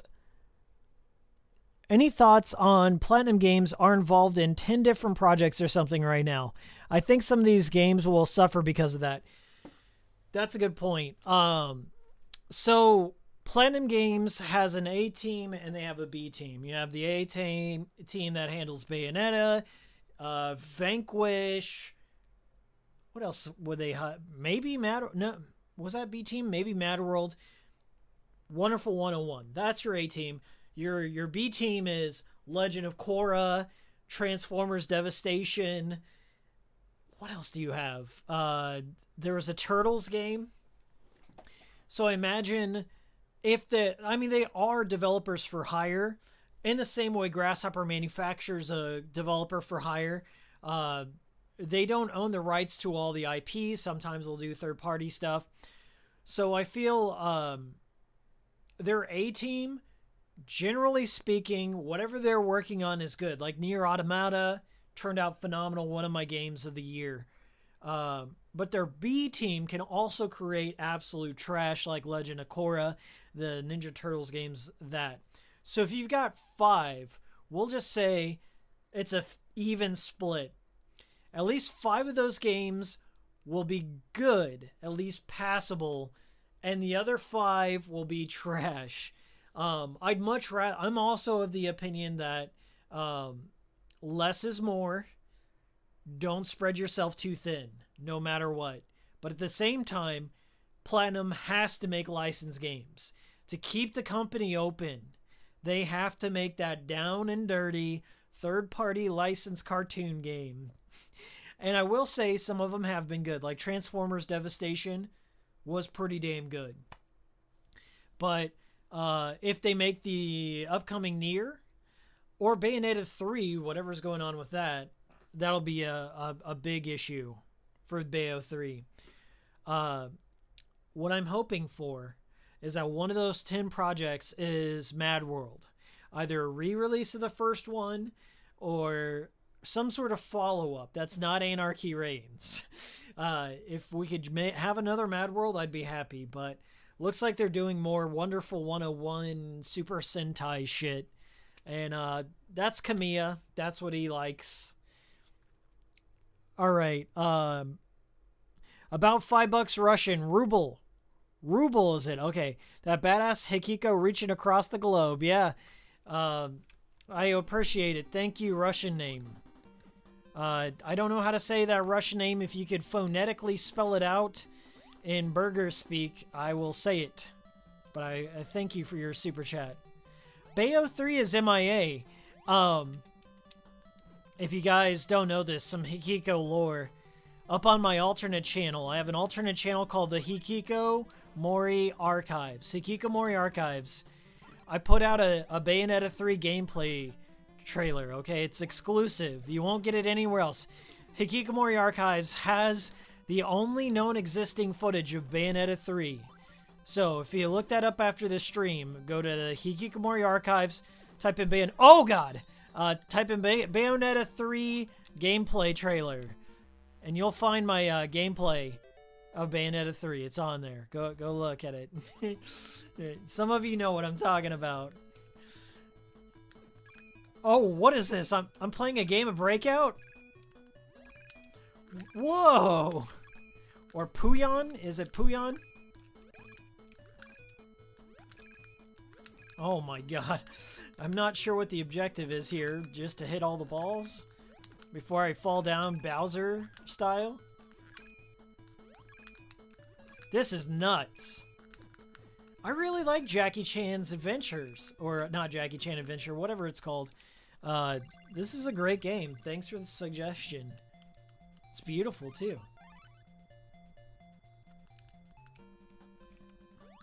A lot of unique levels and enemy sprites, and I'm sure there's more moves that I'm not getting into right now. That always reminds me, like, whenever you have a celebrity tie-in with a game, like, I wonder if Jackie Chan has ever played this. Or if he just said, okay, you can use my image here. I don't even care. I'm not sure if Jackie Chan's ever played this game.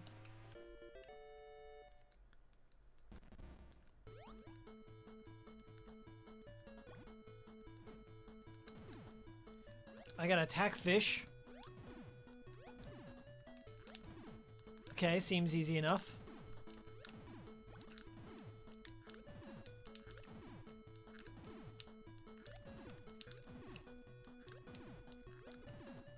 Woo! Now they're spreading them out.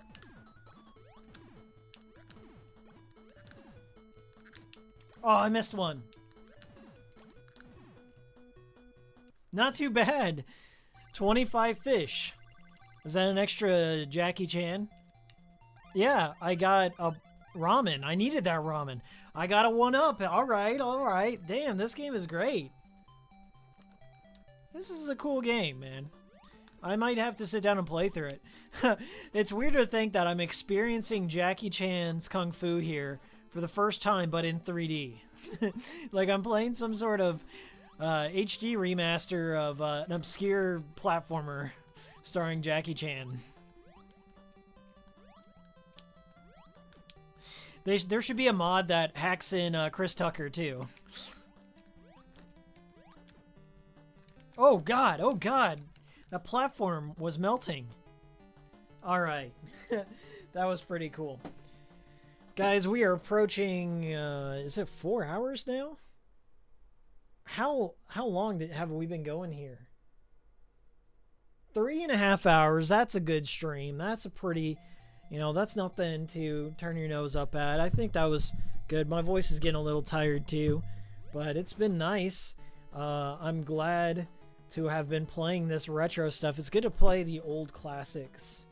And I'm sure as this emulator develops that I'll have more to show off the next time.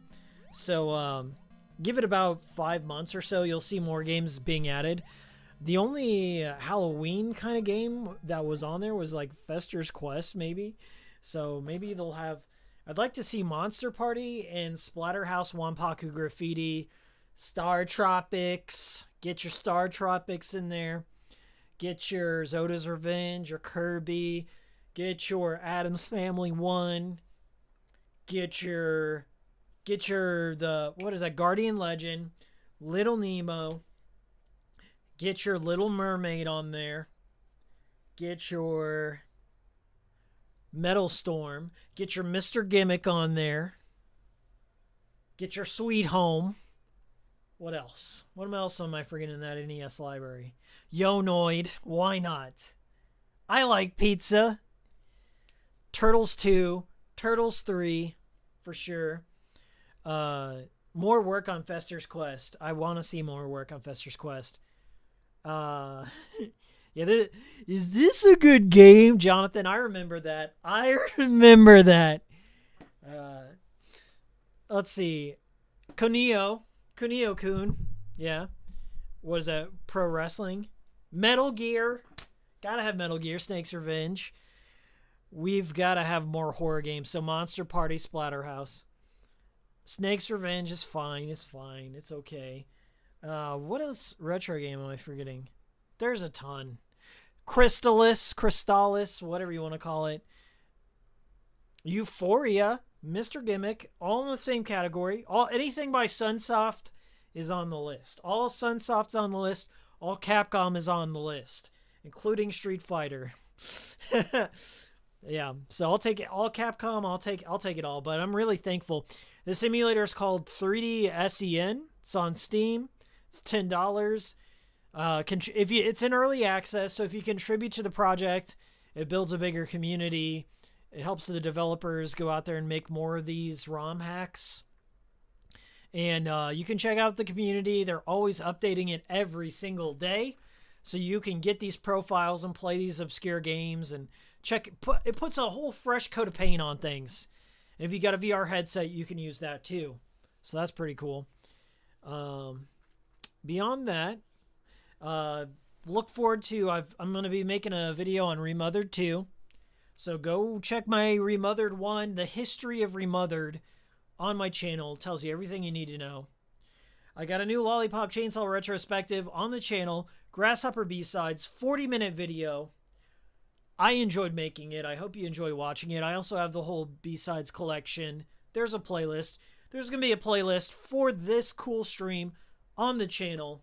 You can go watch all the VODs. They're there. It's been a great stream. Thank you all for the super chats. I really appreciate them. I'm going to spin them all on a PS5. Really, I didn't talk about the PS5. I intended to talk about that.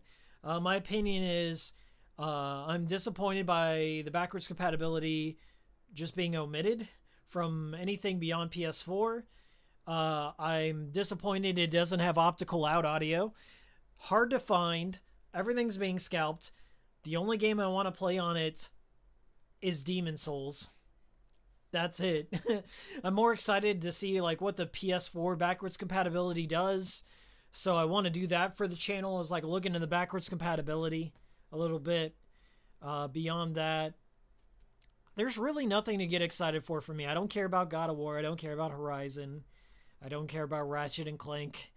I'm very disappointed with Sony, what they're doing with their digital front on the PS3 and the Vita and the PSP. Believe it or not, they're slowly shuttering that. They're taking it away. So if you want those exclusive digital titles, you won't be able to get them unless you pirate, sadly. Sad. Great stream. Thank you, Jonathan.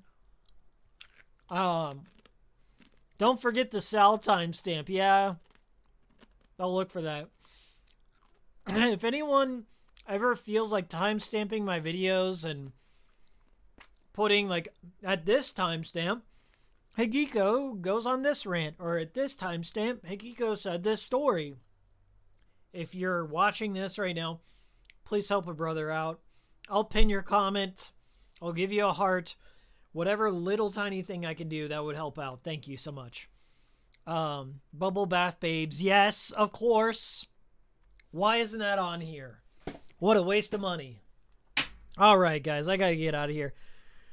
Quick shout outs. Mr. T, Russian name. We had all sorts of random super chats. Jonathan Spotswoods.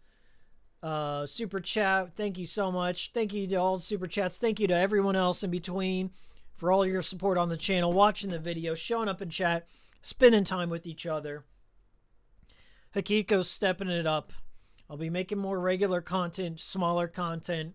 Please don't judge me for that. I still care. You're still getting the best of me. The best, the best, the best.